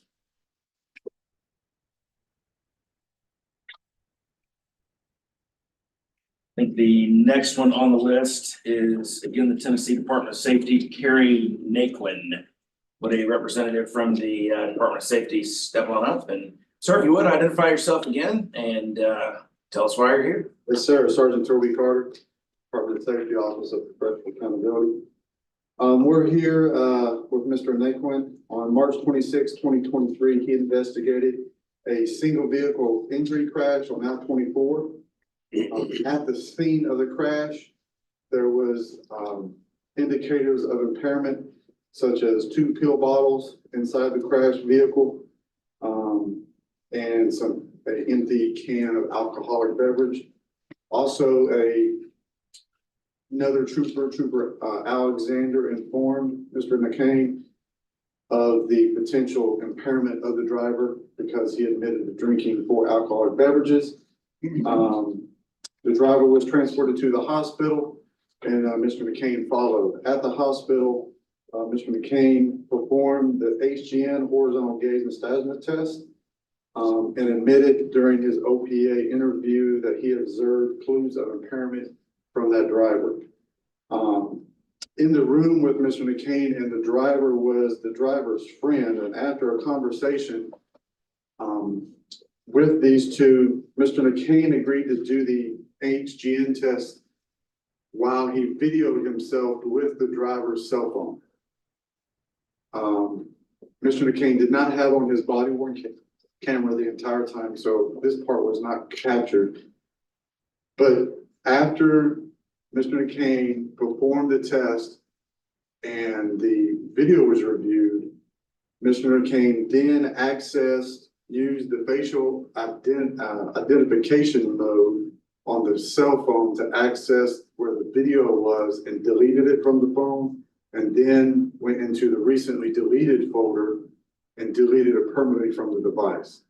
And this was caught on a second trooper's, this caused an argument, and that part of that argument was caught on another trooper, Trooper Glenn's body camera, when he came into the hospital room. Mr. Naquin told the Trooper Glenn that he was not going to prosecute. He didn't want the complaint from the driver for, because he deleted the video without permission. Previously, Mr. Naquin was disciplined in 2019, an oral warning because he was not wearing his body camera during an enforcement contact. And then in January 2021, he had unsatisfactory job performance because he did not respond to calls for service. He was disciplined with a written warning with that. Additionally, there was an investigation where it was found that Mr. Naquin made decisions that resulted in 2 drivers not being placed under arrest for DUI. And he admitted in that investigation to investigators that he should have at least arrested one of those persons for DUI after he spoke to a supervisor. The second driver, he charged with due care, even though a felony amount of narcotics was found in the car. He did not charge him with the narcotics. So,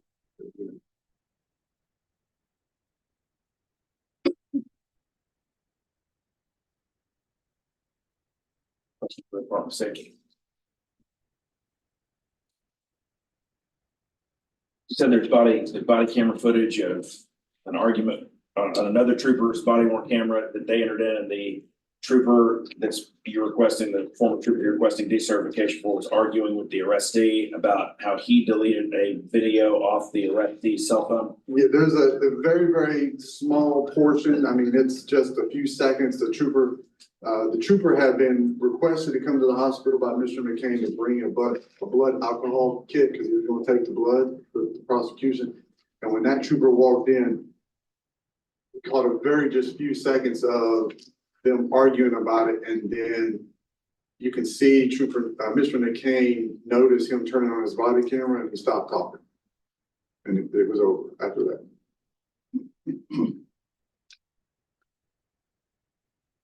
Sergeant Carter, Commissioner Wright, and I guess kind of clear, if you can kind of clear that up for me just a little bit, I'm a little bit confused on it. So he used the cell phone of the person that essentially was involved in the crash that had been drinking.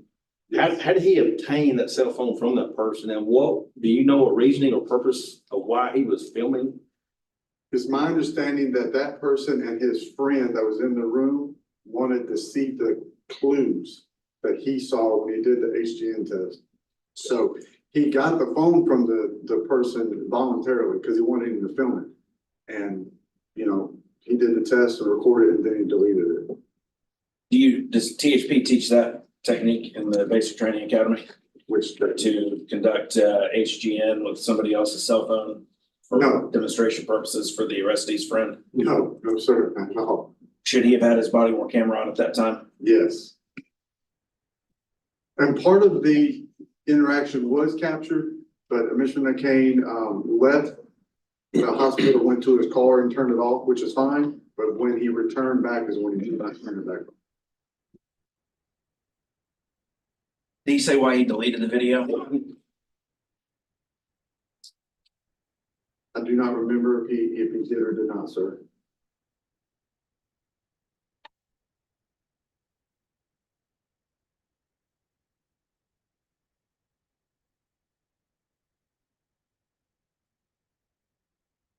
Any other questions for the representative of the Department of Safety? Thank you very much, sir.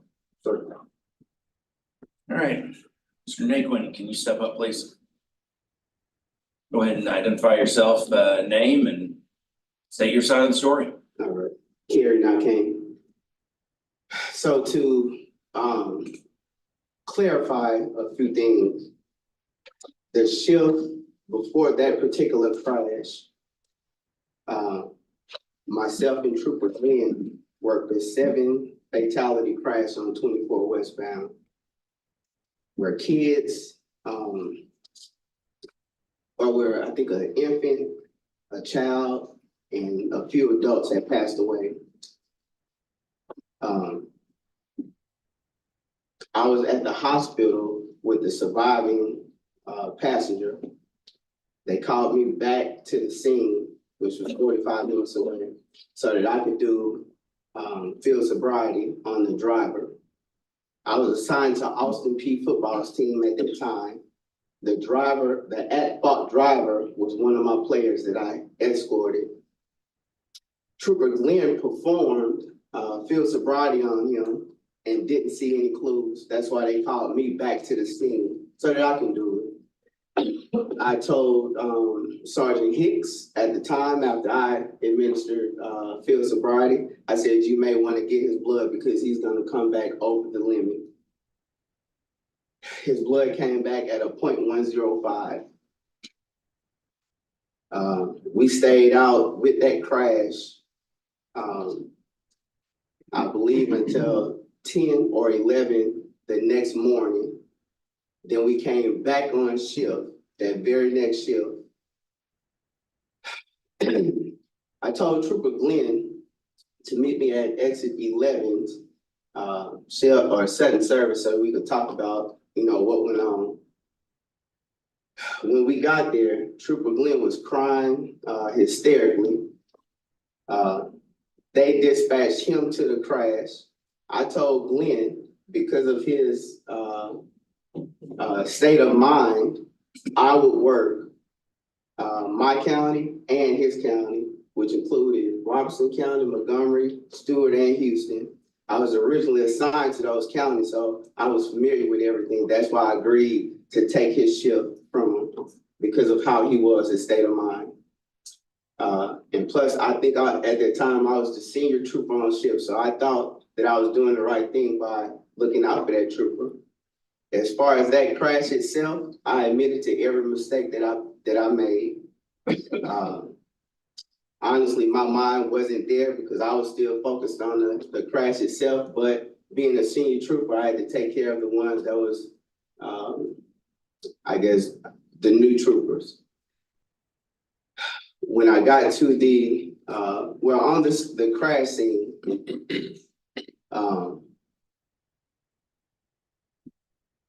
he said that there were 2 pill bottles.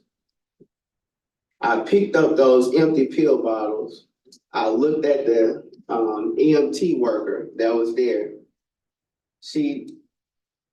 When we're working these crashes, either they would confirm or deny if that's an impairing substance or not. At that time, I was also a DRE. I went to the hospital, made contact with that driver. He was not injured.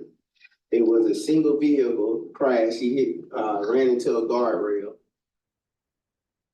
At the hospital, I made contact with him. I explained to him what the process would be about me performing only HGN because he was laying in the bed. I performed HGN. The at-fault driver explained to me that he was a bartender, so he knew the clues that I was looking for. So during our conversation, I said, well, I could show you what I'm looking for. Was that right? No, it was a mistake on my part. So I recorded myself at maximum deviation. His HGN was there, but it wasn't prevalent. Yes, he did have those drinks, but everybody consumed alcohol and it affects them differently. As far as me deleting a video, he gave me his phone. I unlocked it, I put the phone to his face. Had he not wanted me to gain access to his phone, he could have simply said no, or moved his face, or closed his eyes with the iPhone, because you can't gain access if you're not looking at the phone. After I recorded the video, I showed it to him. Then I explained to him what I was doing. I told him that I was going into his photos and getting a video that I had just recorded. I explained to him that I deleted the video, that I'm going to delete the video. I then went to the recently deleted, and I deleted the video that I took only. Not one time did he say, no, what are you doing? Stop, or anything. Was that wrong on my part? Yes, it was. Lesson learned. I did, it was wrong. My mind wasn't there, but I did make that mistake. As far as the body camera, I'm not sure if you guys are familiar with it, but those batteries die extremely fast.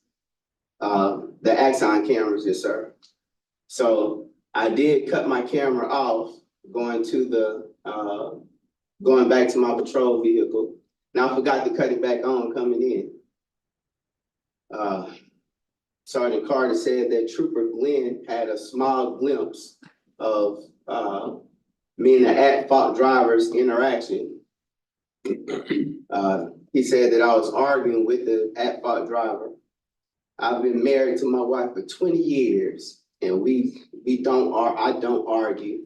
Anybody on the road, they could pull up my disciplinary history and they'll see that I don't argue. I haven't had any citizen complaints about me arguing with anything because I don't do it. It stresses me out. Trooper Glenn walked in there and his camera was not on, so it had to back up 30 seconds. That's why he only had a little glimpse of our interaction. What else did he say? Let me see. As far as the two drivers that he said I should have arrested, we were doing a checkpoint. At that time, I was not a DRE. I was still pretty proficient in field sobriety, but we had two DREs there. One, Chris Gilmore, who's an instructor for the DRE course. He watched me perform field sobriety on the guy. I didn't see the clues. I asked him, I said, did you see anything that I did? He said, I did good. The other DRE that was there, he came out of my class, Trooper Snyder. I asked Snyder raised his hands up like this. So after we got done, that driver ran into a ditch. So then Trooper Snyder arrested him for DUI. So I guess the question should have been, whatever drug he was on, was it psychoactive at the time that I administered field sobriety? As far as the drugs go, when we did field sobriety checkpoints with the city and the Montgomery County, we would take the DUIs and they would take all other charges. At that time, Lieutenant Ed Cherry was over Troop C at that time. I was only doing what I was showed on FTO. So that's why I didn't take the drugs. As far as 2019, I got an oral warning for my mic being off or my camera being off. Well, 31 feet away from your patrol vehicle, your camera turns off. When I perform traffic stops, I'll pull up either to the left or the right of that vehicle. After I make contact with that person, this is not taught, but I'll put my car in reverse and I'll back up. so that I could look down and do my paperwork. When I get done, then I'll drive back up there. That's for, so I could buy myself a little time if should anything happen. That was an oral warning. I don't have a history of misconduct, never have. A reason that I'm not on the police force now is because my wife is trying to obtain her CPA. So I want to be there with the kids so she could focus on that. But I'm asking that I keep this so I can be employed in the future. That's it. Why'd you delete the video? Because how videos are edited these days, I didn't want that to be edited in the wrong way. That's it. I wasn't trying to hide anything. He knew what I was doing. He didn't ask me to stop or anything, but that was the reason. And was it wrong? Yes. And I admitted to that. So you said you weren't thinking, but yet you thought of that. Thought of what? Thought of the repercussions of having that video still on the phone.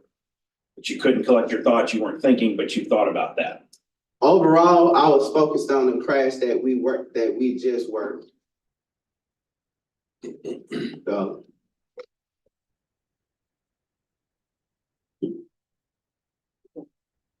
Commissioner Wright, is focused on the crash that you just worked that involved fatalities, that alcohol was involved, right? Yes, sir. So you knew the seriousness of a impaired driver who you're now the second crash. Did you ever ask that driver about the pills that were pill bottles, the empty pill bottles that were in the car? No, sir, it was nothing in there. It wasn't labels or anything. And when I got to him, I also checked his eyes. Like I said, I was a DRE. So the first thing I look at when I come into contact with people are their pupils, and his pupils were normal. So there was no labels on the pill bottles? No, sir. You said earlier that you asked the paramedic. Right. Like I just held it up like this. To get their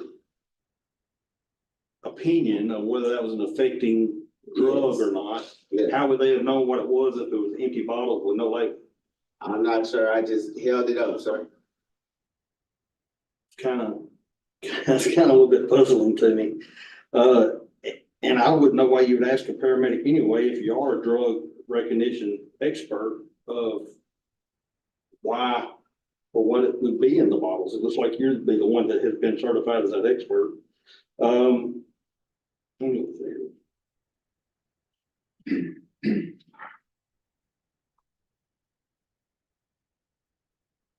So after this driver got released from the hospital, he was involved in another crash. No, sir. Who's not? No, sir. These are two separate crashes. Well, I understand the first one, but I thought that there was you said something about a trooper arrested him, charged with DUI, he was involved in a crash. No, sir, that was, I was expounding on the crash that he said I didn't arrest two drivers. Okay. Those are two separate incidents. All right, I'm with you. Commissioner Wilbur, this is public and I don't want you to name names, but does your wife's name start with an S? Yes, ma'am. Mr. Chair, for the record, I'm just saying.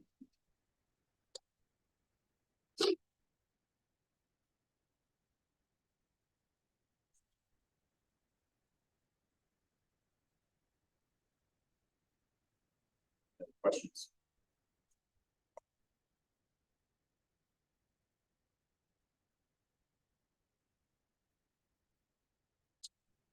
Question for Sergeant Carter. Yes, sir. Sergeant, how do we even know about the two pill bottles if they weren't never logged into evidence, or how do we even know that those existed? On his body worn camera from the crash scene. So that's the only reason that even came up, was because you seen like physically holding those pill bottles. Yes. Could you tell on those pill bottles whether they were labeled or whether they had anything in them, or just that they were actual? Just pill bottles, that's it. So they could have been empty, they could have been full. Okay, thank you. Questions, discussion, contemplation.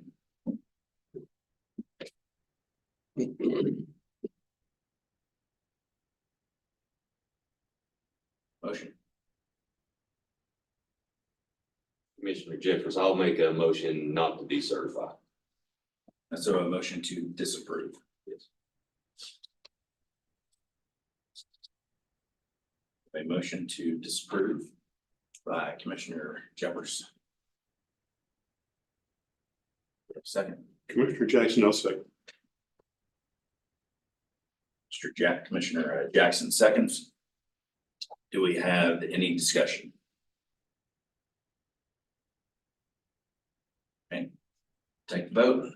All those in favor of the motion to disapprove, say aye. Aye. Opposed? Hearing none, motion to disapprove carries. Thank you. Need to make better decisions in the future. Yes, sir.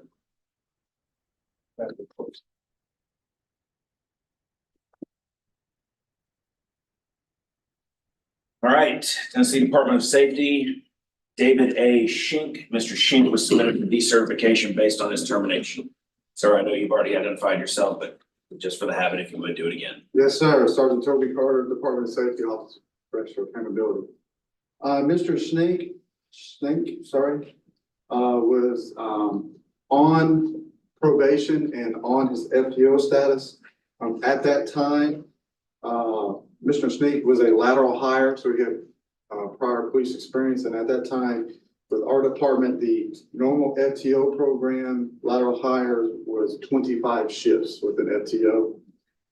There are 31 categories for the trainees during their FTO. Mr. Shank completed 60 shifts with 6 different FTOs. And out of his class, he ranked 29 of 29. The major deficiencies were officer safety, control of a complex situation, and decision making.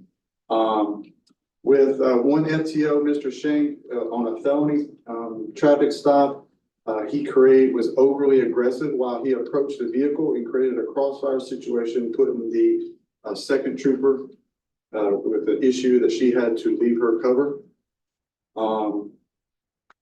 It was recommended at the end of his phase 1 that it be extended for that additional training. On the first day of phase 2, he failed to check his equipment and had a dead battery and received deficient ratings that day. And he did receive remedial training during phase 2.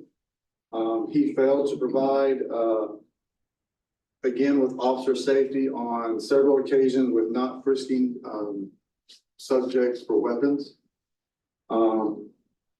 He used his hand to hold his body camera while interviewing a subject, and that is not something that we, teach. We want your hands free. And he continued to struggle with his reports and completed them properly and in the proper manner. With a third FTO, he failed to properly secure a subject with handcuffs. And he implied to this person that a small amount of marijuana would be discarded instead of it being processed and or potentially charged.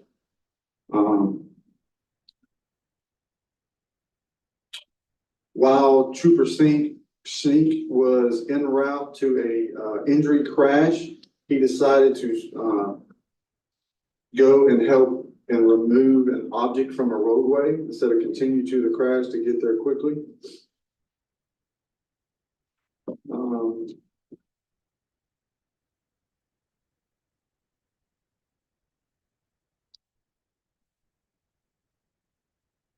He was brought in several times with his supervisors and his FTO and explained this. In the phase 3, he specifically met with everyone at the headquarters to understand, what he was doing wrong, what he needed to do to catch up. And he did not do that. He could not make sound decisions when it was a complex situation, such as a complex car crash multiple injuries or multiple vehicles. And so it was decided that due to all of this, they would, terminate him while he was on probation. Because he received more than double the amount of shift for FTO.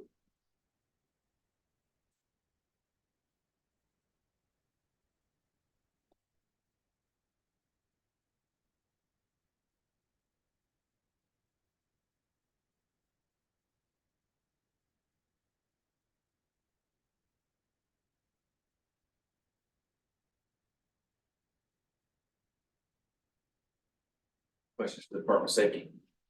Thank you, sir. Mr. Shank.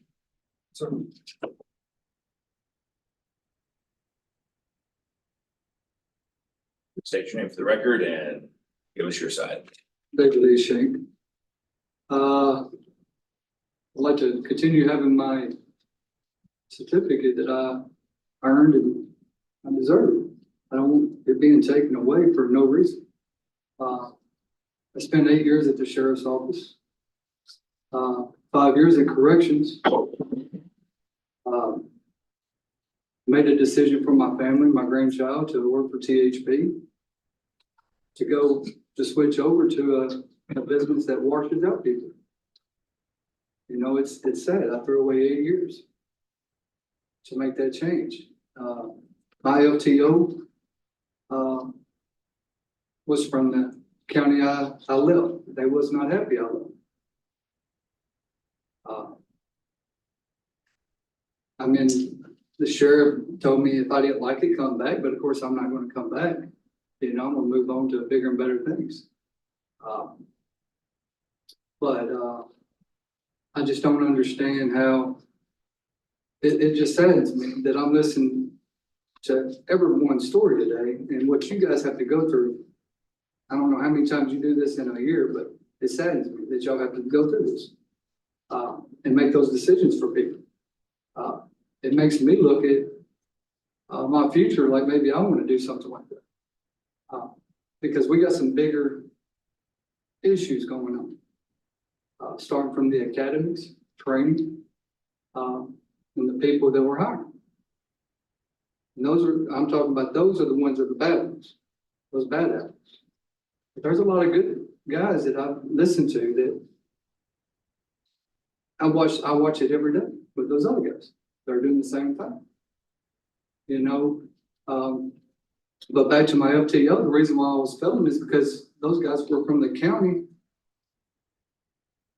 that I left to join THB. And they did not give me a fair shake, and it's unethical. You know, I didn't do anything unethical. I was polite to the citizens. I was fair to the citizens. That's why I joined law enforcement. They should be patting me on the back wanting to be an officer. That's how I feel. I feel like THB should give me a call saying, thank you. I think that's the job offer. I agree, sir. But I've done it for the right reasons and I didn't do anything wrong. Am I perfect on the FTO program? No, nobody's perfect. Did I fail at some things? Absolutely. Decision making, you know, I want to double check everything. Absolutely. I would have got a 2 or 3 on that. I agree. Officer safety, absolutely not. I haven't seen any body camera footage of me putting another officer in a crossfire.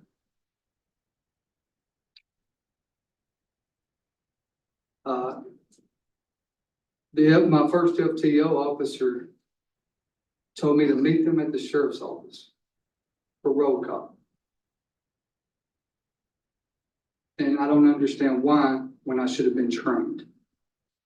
Why was I going to Madison County Sheriff's Office in a roll call meeting with the deputies? I don't understand them. Do I like them? Absolutely. I get along with them. But I should be getting trained. She was too interested in hanging out with the deputy guys instead of training. And that's just the God's honest truth. She was not training. And then she found out that I was friends with someone that she was with a county deputy talking, and she says, hey, we'll get Shank to do it. I said, get me to do what? While I'm sitting in the car looking at the laptop, trying to learn, she should be talking to me, teaching me.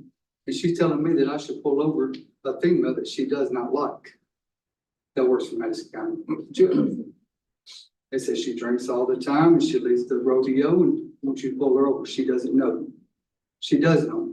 She's a friend of mine on Facebook. Do I get on Facebook a lot? No, I do not. But she is a friend of mine. And she made deputy. I mean, she's a city cop. So she found out that we were friends. Now she's really upset. So she, of course, is going to tell me. And then the other two guys are from the county that I quit. Not to mention that that female officer I'm talking about, her cousin tried to get me fired as a deputy, and it didn't work. I asked the supervisors at District 8 to maybe move me to another location. They failed to do so. And I don't want to lose my certification because I want to use it in the future. You know, I was 3 classes away from my master's program. I would like to teach criminal justice and join another law enforcement agency when I'm ready to go back. Now, I should not lose it I didn't do anything unethical. I may have failed my FTO by decision making or report writing, not fast enough. I don't know. I'm not perfect, but I definitely don't deserve to lose it. And please don't take that from me. Ladies and gentlemen, excuse me. 27 categories, what they say that you were deficient in, 27 total categories. That's almost the entire list of categories. My point, sir. Go ahead. Mr. Shank, Commissioner Wright. First, I'm gonna take up for the department just a little bit because it was 6 FTOs and 60 total shifts. So I'm not gonna throw the department completely under the bus because it seems like you got plenty of opportunities there. But that being said, you're correct in some of your things that outside of being able to perform at their standards and level, there really wasn't anything beyond that. Maybe an officer safety issue, I guess, could be in question.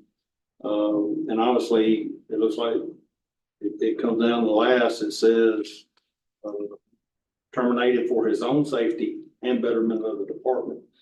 So THP obviously saw some liability there and felt like they gave plenty of opportunities. With that being said, though, I want to go back to some of your prior law enforcement stuff. What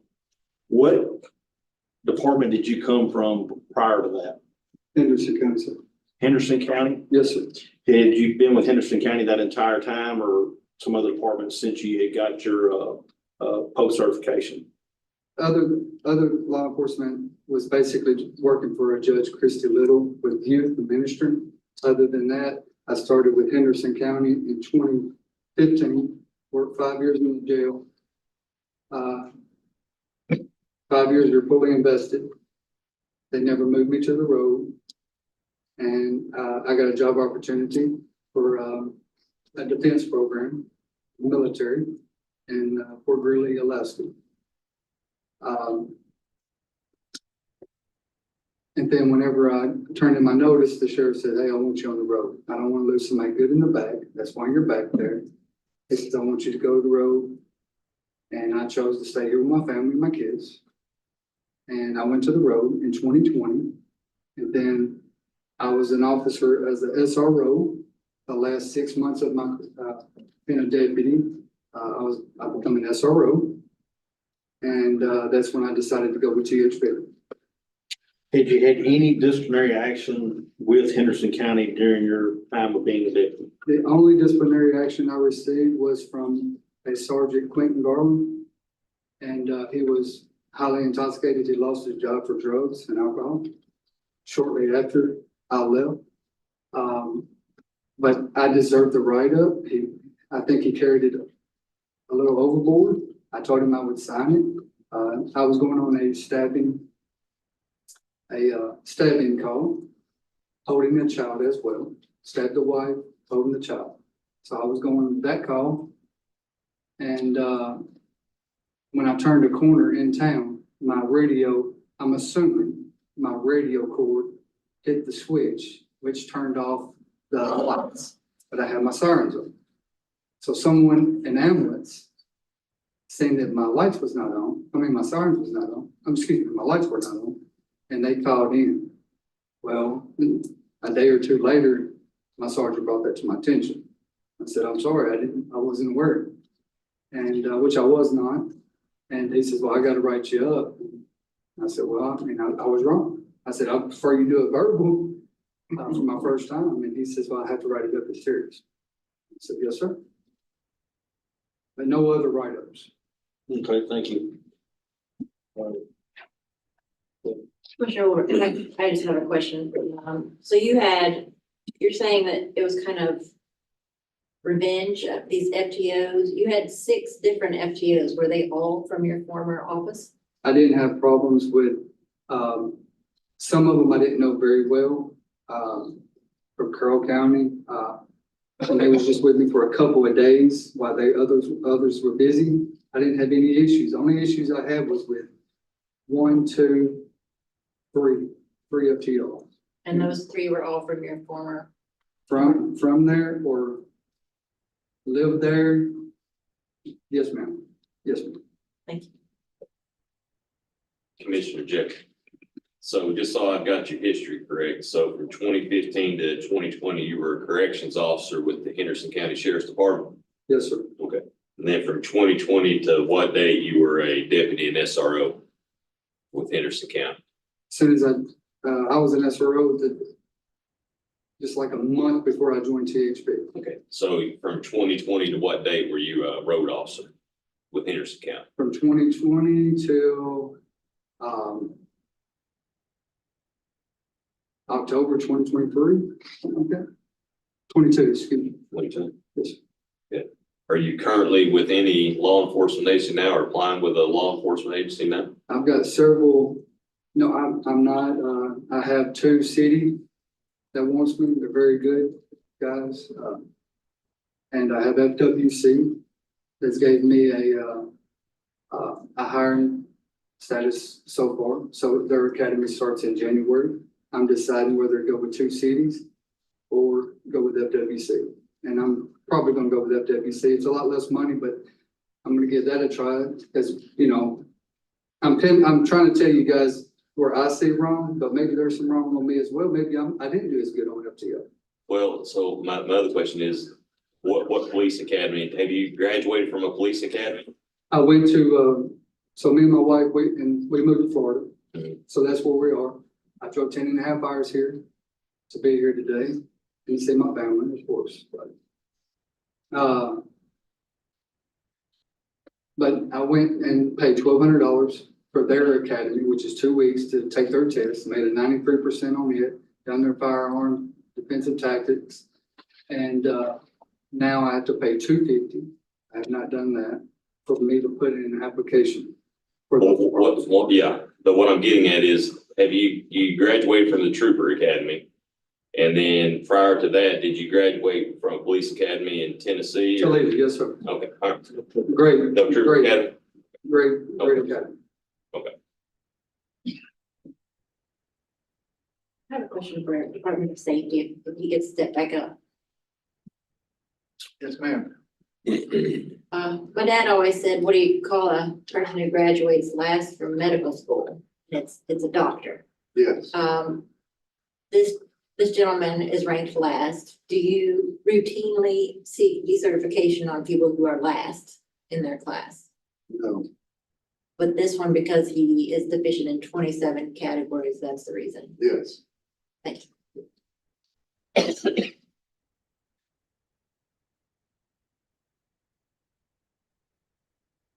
Ma'am, may I say something about that? The gentleman who called me and told me about this meeting, he told me that any trooper that is terminated has to go through this. Doesn't matter. They all try to decertify. So I'd like to make that clear. What was your FTO program like at your department before you came to THP? Can you elaborate like? So the department that you worked at before you went to the Tennessee Highway Patrol, what was your FTO program like there? I don't recall exactly how many weeks, a 12-week. I'm assuming it was 12-week FTO program. Went through it, didn't have any issues. I passed. Maybe what hurt me to this FTO program is in the county sheriff election, we didn't write tickets. Did not have a radar. Didn't do a lot of traffic stops with the sheriff's office. And, you kind of look down on it if you're doing it. Did I want to? Absolutely. I wanted to be an officer, but I joined up for it to get the bad people off the street. But I didn't do a lot of speed tickets and a lot, basically I just took calls. I was a reactor. I was just more mainly concerned with your FTO there. Did you attend the lateral academy with THP? Yes, sir. How many weeks was that? It was 10 weeks. 10 weeks. So it's almost as long as a basic training program in the state, full basic.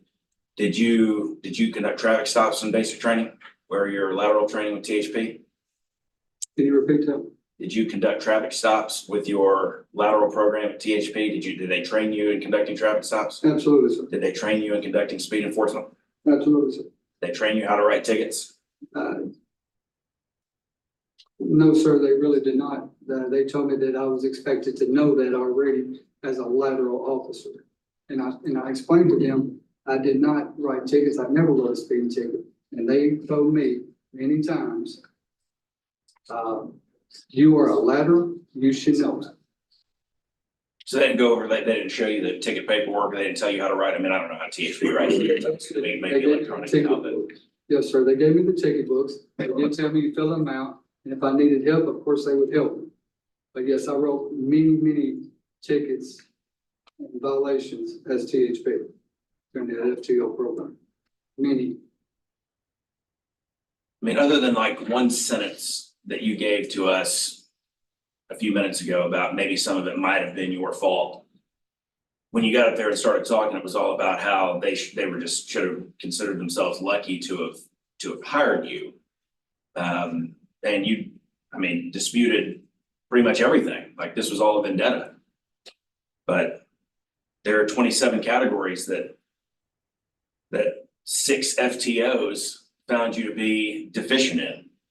And we can list them if you want. Driving skills under stress, orientation skills under stress, field performance under stress, officer safety general, which is just, pretty much just general officer safety, officer safety, suspicious persons and prisoners, control of conflict, voice command. That's kind of important these days, right? Because you need to be able to control situations. Yes. Physical control of conflict, physical skills, that's defensive tactics, driving skills in non-stress conditions. So just driving around, you were deficient. Proper form selection, report writing, field performance, non-stress conditions, self-initiated field activity, problem solving and decision making, use of your radio, policies and procedures, criminal statutes, traffic statutes, acceptance of feedback, which seems, I think we saw that today in your initial statement. Relationships with your FTOs and supervisors and other departmental members, and then so there's and I grouped some of those together. There's several categories for radio, for example, but 27 different areas. It's 6 different FTOs said that you just couldn't cut it. And yet the commission here is being asked to believe that it was a vendetta. It was by the, I guess, I don't know, or you may be accusing your county, your former county of, I wasn't quite clear on that. I don't know why the troopers would have it out for you if you worked for another agency and came with them. That's kind of unclear on that, but you're just asking these commissioners to believe that Department of Safety just had 6 different FTOs with a vendetta against you. 3, sir. Wasn't it 6 FTOs and 60 shifts? May have been, sir, but only 3. So 50% of your FTOs had a vendetta against you. If there was 6, absolutely, that would be 50% of 3 of them, sir. But I did not mean, I didn't mean lucky. I don't think I said lucky. I just said appreciated. You know, it would have been nice if they would have called. I tried to tell them I was having issues with these 3 FTOs. I wasn't saying that I'm lucky. I don't mean to come off that way if I did. But you had 6 FTOs. And so like all of your FTOs found you to be deficient in 27 categories. Yes, sir. I don't understand how the system works with the washout system. That's the only thing I've been told by many officers, many troopers that I'm friends with, and I'm friends with many of them. They said it's just a washout system, and it just says, you know, I threw away 8 years of a career that I could have been working toward my retirement and staying with my department. I wasn't in trouble with my department. They was not trying to get rid of me. You know, I was a good officer.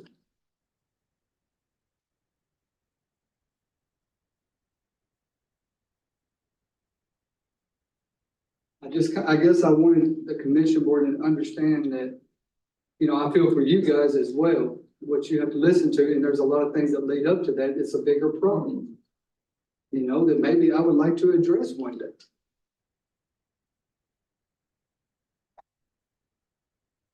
You know, it's as simple as things as,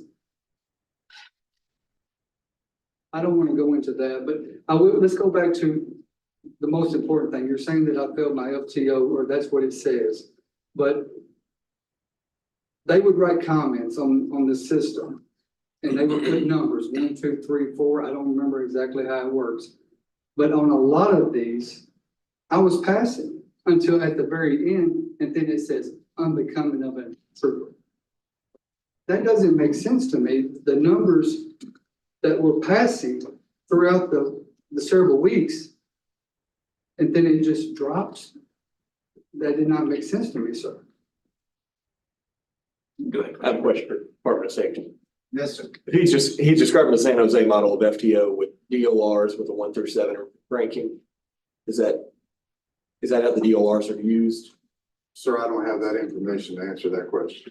Sorry, if I may, I was a former FTO before I came to the Office of Professional Accountability. I'm Trooper Jermaine Hand again. As an FTO, there are 7 categories, well, 7 up to the number 7. 4 is performing in the operations of a functioning trooper. 3, 2s and 3s are kind of, they need to work on some areas. 1 is very deficient. We see a lot of men and women that come in and they struggle first phase. Second phase, they should advance. Third phase, they should be better. You can fail every day through our FTO process through phases 1 through 3. However, in the 4th phase, you have 5 days. You fail one of those days, you cannot be a functioning trooper with the highway patrol, because during that 4th phase, you're doing 100% of the work and trying to show that FTO that you are ready to be a full functioning trooper by yourself. And most of the time, the first phase FTO you have is the last phase FTO you have, because we want to see improvement through the course of that training. Thank you. Thank you. That was the point I was getting at, is as an FTO, my first phase trainees, I don't expect to see 4s. They're brand new. They don't know. But as they get to that last phase, you expect them to be self-sustaining, to be a solo beat officer level. That's where you see that 4. So on average, you want to see that continue to grow. But so as a parameter, you can pass certain phases of FTO with a below 4 marking, but when you're going to be on your own, you're in that final phase, what they're telling you is you have to be at a solo beat officer level, and they found deficiencies in that. Yes, sir. Okay, making sure you understand where that came from. Yes, sir. Okay. We don't see a lot, just for the history of what we see. We don't see a lot of these from THP for failing FTO. There's usually something else that goes along with that, something that happened, something, you know, significant, but there was just a lot here. And Commissioner Wright, you can ask your question here in just a moment. But he has moved to Florida, and if this commission dismisses this or dismisses this is really subpar performance, then that's just gonna be pushing this off onto people of Florida. But anyway, I just don't think, I don't think you've accepted any responsibility for your poor performance in your field training, and that's concerning. If you're gonna go be a fish and wildlife officer, they're even in more remote places. And officer safety is even more important when you're by yourself and you're dealing with where everybody's got a gun. Or you're on a boat. So that's my concern. Yes, sir. Commissioner Wright, I'm sorry. Oh, you're fine. Commissioner Wright, again, was there a period of time during your second phase that you were off on medical leave due to doctor's advice? Yes, sir. I was basically at the end of my FTO program. They were not passing me. It got to the point to where I couldn't get a passing grade. And they were telling me I wasn't going to make it. And then I was at an 18-wheeler on I-40. It was an accident. And then I stepped off the edge going off the embankment where all the loose gravel is, and you slide all the way down. And I went down with my right ankle and it sprung. Okay, it's in here, it said it was during the second phase. You advise, say, take time off of work by his medical doctor trainee, say he believed the health problems were induced from work-related stress. And all of this obviously is concerning to us here, because that's one thing the law enforcement officers have to deal with daily is stress. And being able to how to navigate those. Your case is kind of special. We don't have many of these that come before us like this. Like the director said, it would be kind of kicking it down the road to somebody else if we did disapprove it. But at the same time, I look back at his time with Henderson, and maybe there is a department out there that he might fit in with that's not as demanding of not officer safety or personal safety, but in reporting and things of that nature. It looks like a lot of that was in that too. So granted, that I think that there's still probably a lot of work to be done. Because I know from personal experience, I was a trooper myself. What the Department of Homeland Safety expects out of their employees. And it's really not made for everyone, and that's not taking anything away from somebody, just a little bit more demanding in some areas and maybe a little bit higher standard than some offense to some of the other departments. But that's just kind of my stance of where I'm. Commissioner Beverly, I second that. I somewhat expected by reading this for you to come up and say, look, I was a good deputy, I was a good SRO, I wasn't a good trooper, just wasn't for me. I want to move on with my career in a different capacity. But instead, what we got was blame for everyone else. And I think you need to be coachable. But I can see where Director Kane is saying it potentially pushes it off, but for the point of this isn't anything criminal or anything violating, and I don't feel like it falls in our wheelhouse for that. But you need to remain coachable, because with the attitude you have, you will not be successful in this career. Thank you very much. And hold on, I'm gonna finish up by saying I'm gonna make a motion that we take no action or to deny the decertification request. I'd like to say thank you to him. I'm sorry, I don't know his name, Park Warner. Maybe I would have to say I had a lot of pressure. I do want to take blame on myself, guys. I was a really good deputy. I was a great SRO. The principal loved me. Mr. Shank, Mr. Jeffers, I'm gonna help you with something right here. Take my advice to you. I want to second that motion. Don't say another word. I'm gonna help you right here for a moment, okay? I'm gonna help you. Yes, sir. So I make a second to this motion, so.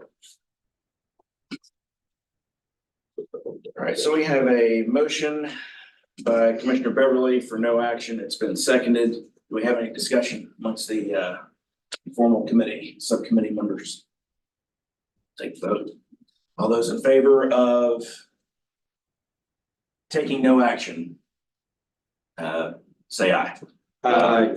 Opposed? Hearing none, no action.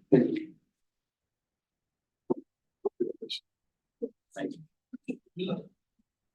Off to the ultimate matter at hand today, the Washington County Sheriff's Office and William Gregg. Do we have a representative of the Washington County Sheriff's Office here?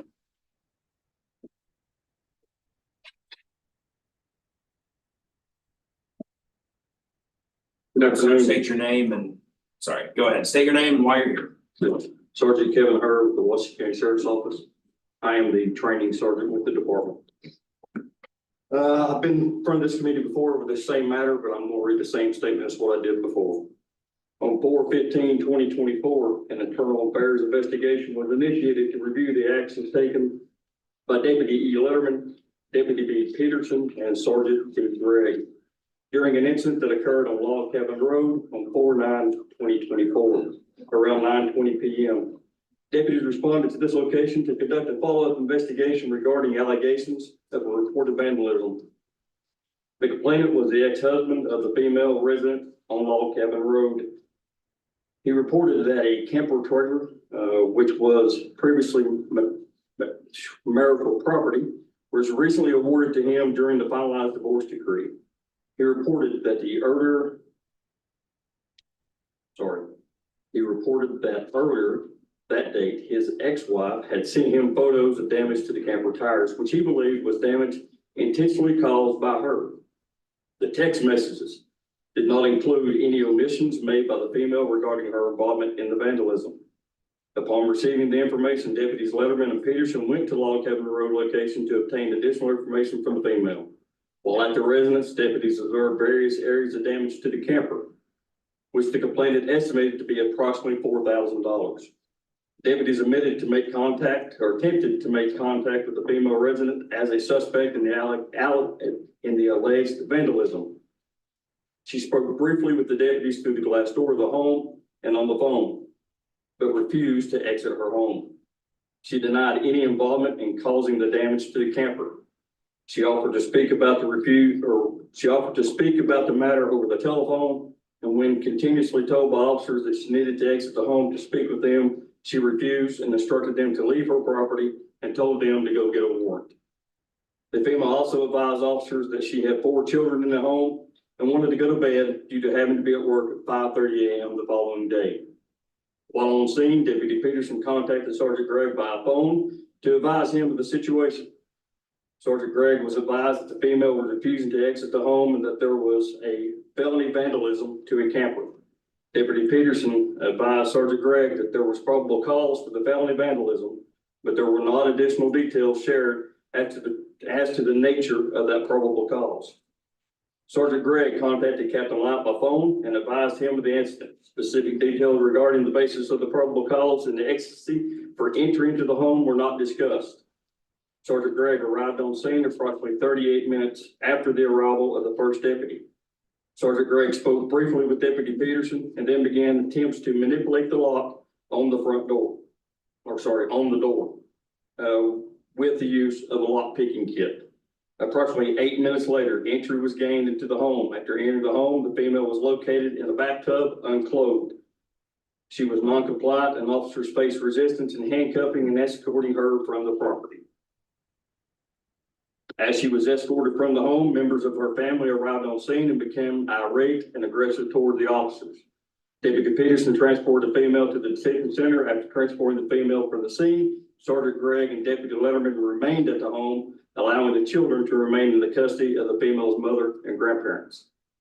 As part of the investigation, the involved officers were interviewed and body-worn camera footage of the incident was reviewed. Body camera footage could not be located for Sergeant Gregg. In speaking with him, it was determined that he was not utilizing the body camera on that date due to the battery being dead. A review was conducted of the facts and circumstances available to the officers at the time of the arrest. The information was reviewed with Deputy Peterson and Deputy Letterman.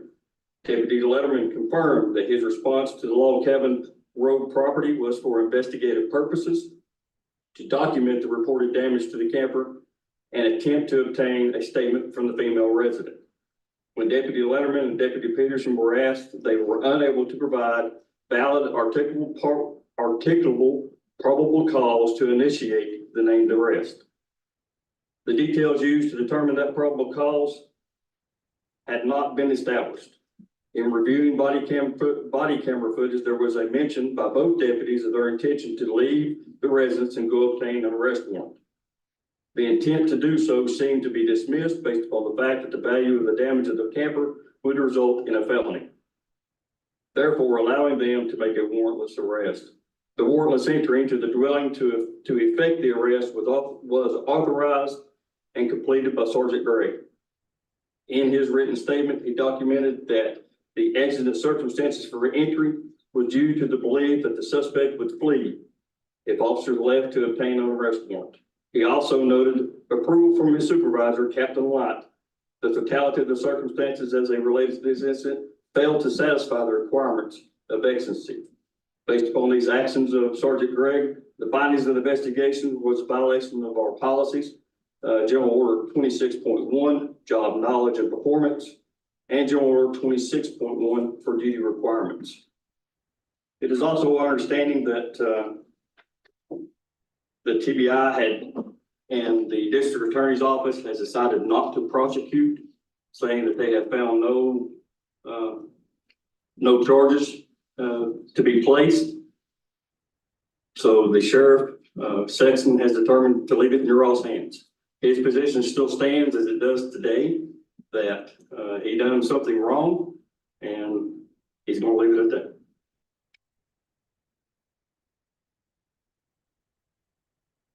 Commissioner Wilbur, I have a question.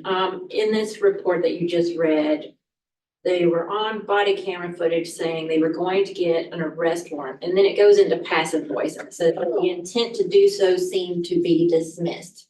Do we know who said no to go getting, because the next sentence says Sergeant Gregg's name, so I didn't know if that was related or if someone higher up. I do not know. Personally, I couldn't tell you no more what's in the statement. Sure. But is it common for officers, you can leave an officer at the scene while another officer goes and gets a warrant? Absolutely. That's been done before in the past. Thank you. Commissioner Jeffers, what's the current status of the charges on the female in question? They have another hearing coming up on September 30th, so it's still pending. And what were those charges again? I'm sorry. On her. I have to go back and look, sir. I'm not exactly sure what those charges were. Thank you.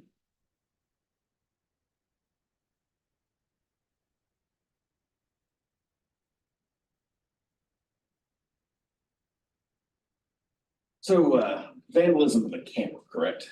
Yes, sir.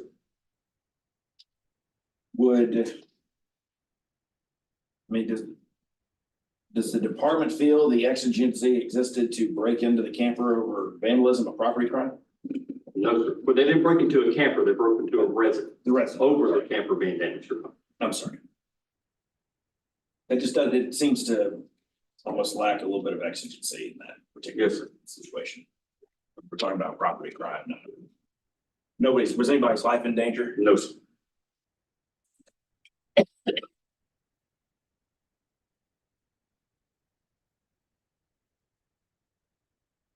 Questions?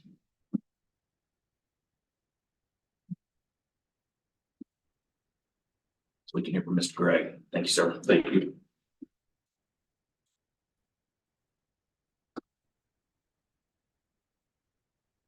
Good afternoon. I'm Todd Hull. I'm an attorney representing Mr. Gregg. Not only is Doug a client, he's a friend. I was an investigator with Washington County when Doug was hired as a jailer. I've known him his entire 27-year career. Not only has he worked in the jail, he has worked patrol, he has worked criminal investigations, and he has been on the SWAT team.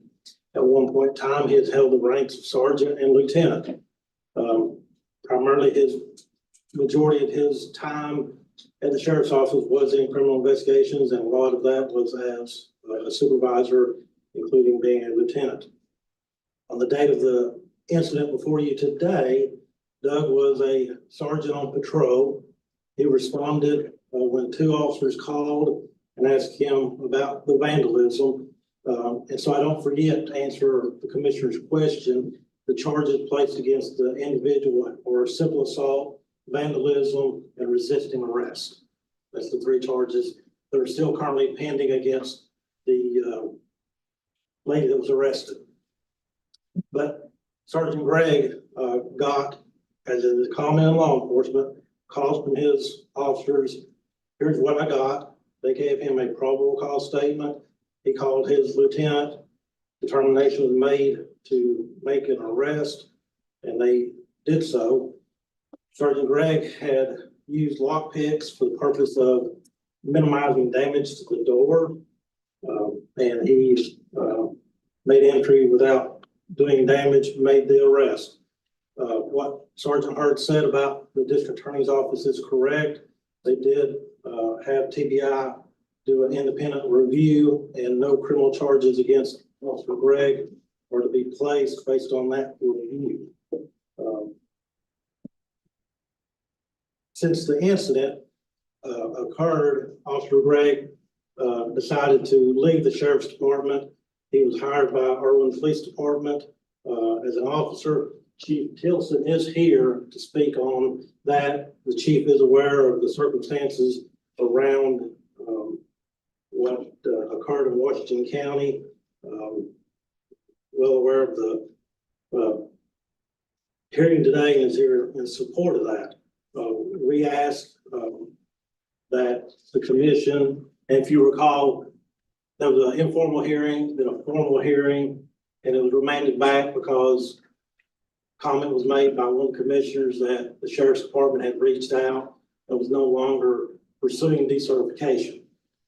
So to kind of be back to potential decertification, that was kind of a shock to us today. However, we believe with Officer Gregg's 27 years law enforcement and the fact that he would like to continue in the job and has a place to continue to work, that we respectfully request that the commission either set aside or take no action on his decertification so he can finish out career in Herman. And Officer will answer any questions you have, and Chief Tilson will answer any questions that the commission may have.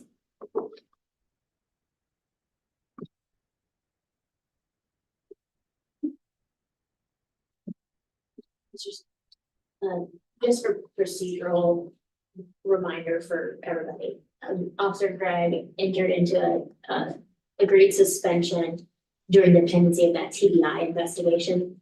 When TBI sent the letter that was closed, we brought it in front of the commission to have them take him out of that suspended status and remand for an informal hearing.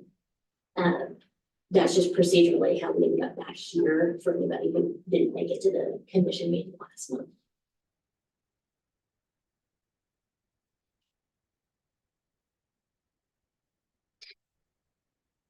Questions, discussion? I seem to, Commissioner Beverly, I'm sorry, I seem to recall, was there talk that Washington County did not want to pursue this? Is that is why it got kicked back, but where did that come from? Prior to last month's post-commission meeting, Washington County had expressed how they would go about requesting to rescind that decertification request. They were told that they would have to come back before the post-commission. But like legal said, that didn't have anything to do with how we wound up back here, because he had agreed to a suspension order. Because of that pending investigation, he came back before the post-commission, essentially that the investigation is closed. I want to come out of the suspension. And so the post-commission voted to lift the suspension, to reinstate him to work, but to also come back to the informal to basically discuss this again to see how it's going to move forward. And that's how we got back here today. I guess I have a question directly for Washington County. Sorry, I know the microphone's crowded. The intent of your department is to pursue decertification? Yes, sir, it is. Okay, thank you. Just wanted to clarify that on the record. Absolutely. Commissioner Wright, I think we all been through the last informal, where this was discussed pretty heavily, except for probably Senator Jackson out of this. And attorney went here just, and you hit several times on the fact of 27 years, and that's one of the most concerning things to me is the fact that he had 27 years and this still happened, and instead of us spending a lot of time on it and where we go, I'm just gonna go ahead and make a motion and move this to a full commission and see how that plays out.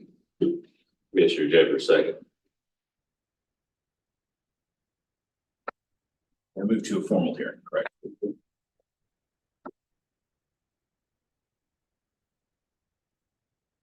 We have a motion to move this to a full formal of the, or formal with the full post commission. We have a second. Any discussion? Hearing none. All those in favor say aye. Aye. Any opposed? Motion carries as we move on to a full formal hearing for decertification. Our, Mr. Counsel, our general counsel will let you know what the next steps are. All right, thank you. Investigator Creed, I believe you spoke with Chattanooga PD. Were they notified? It's my Kevin Creed, post investigator. I believe I notified him. I can't 100% say I did. GDI changed the notification, might not have went to the right person if I did send it. But I usually go through all ones and notify them, but they said they did not receive it. So I can't 100% say here today that they were notified properly. Okay, so with regard to Mr. Batterson, the Chattanooga Police Department's requested that. They're making that request, and it was based on an incident where he unholstered another officer's taser and drive stunned another person. We could take this today and I guess do what you will with it, but I would think that the Chattanooga Police Department would want to be here to proceed further with this one. Maybe reset this one to next month. Would be my recommendation. Commissioner Wilbur, I move to move it to next week. Okay. I mean, next month. Feel like next. So Mr. Jeffers, I'll second. We have a motion and a second to set this off until September. Any discussion? Hearing none, all those in favor say aye. Aye. Opposed? It's gonna be reset to next month. Okay, we have a long list of folks that, well, not so long, I guess that's subjective. We have a few folks that were not here, so I'm gonna call the roll. Christopher Watson. Anna Templeton.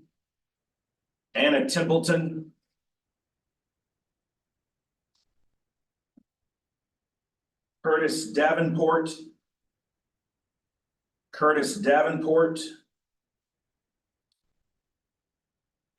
Matthew Gochenauer. I'm just here with Mr. Davenport, not with Mr. Davenport, but for the part of the state, Department of Safety. Okay, perfect. Well, we're seeing if he's here right now, so. Mr. Gochenauer. Dakota Jacob. I missed any. Okay, so on Christopher Watson, Anna Templeton, Curtis Davenport, Matthew Gochenauer, and Dakota Jacob.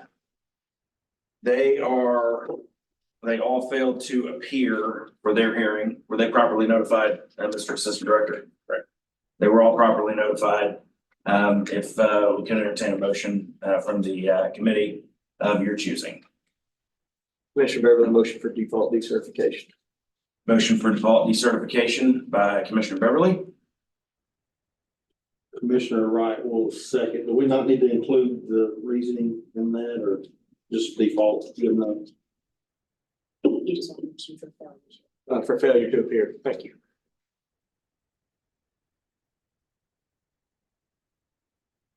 Default for failure to appear. The motion is amended. Would you like to? Commissioner Wright said. Commissioner Wright with a second. All those, any discussion?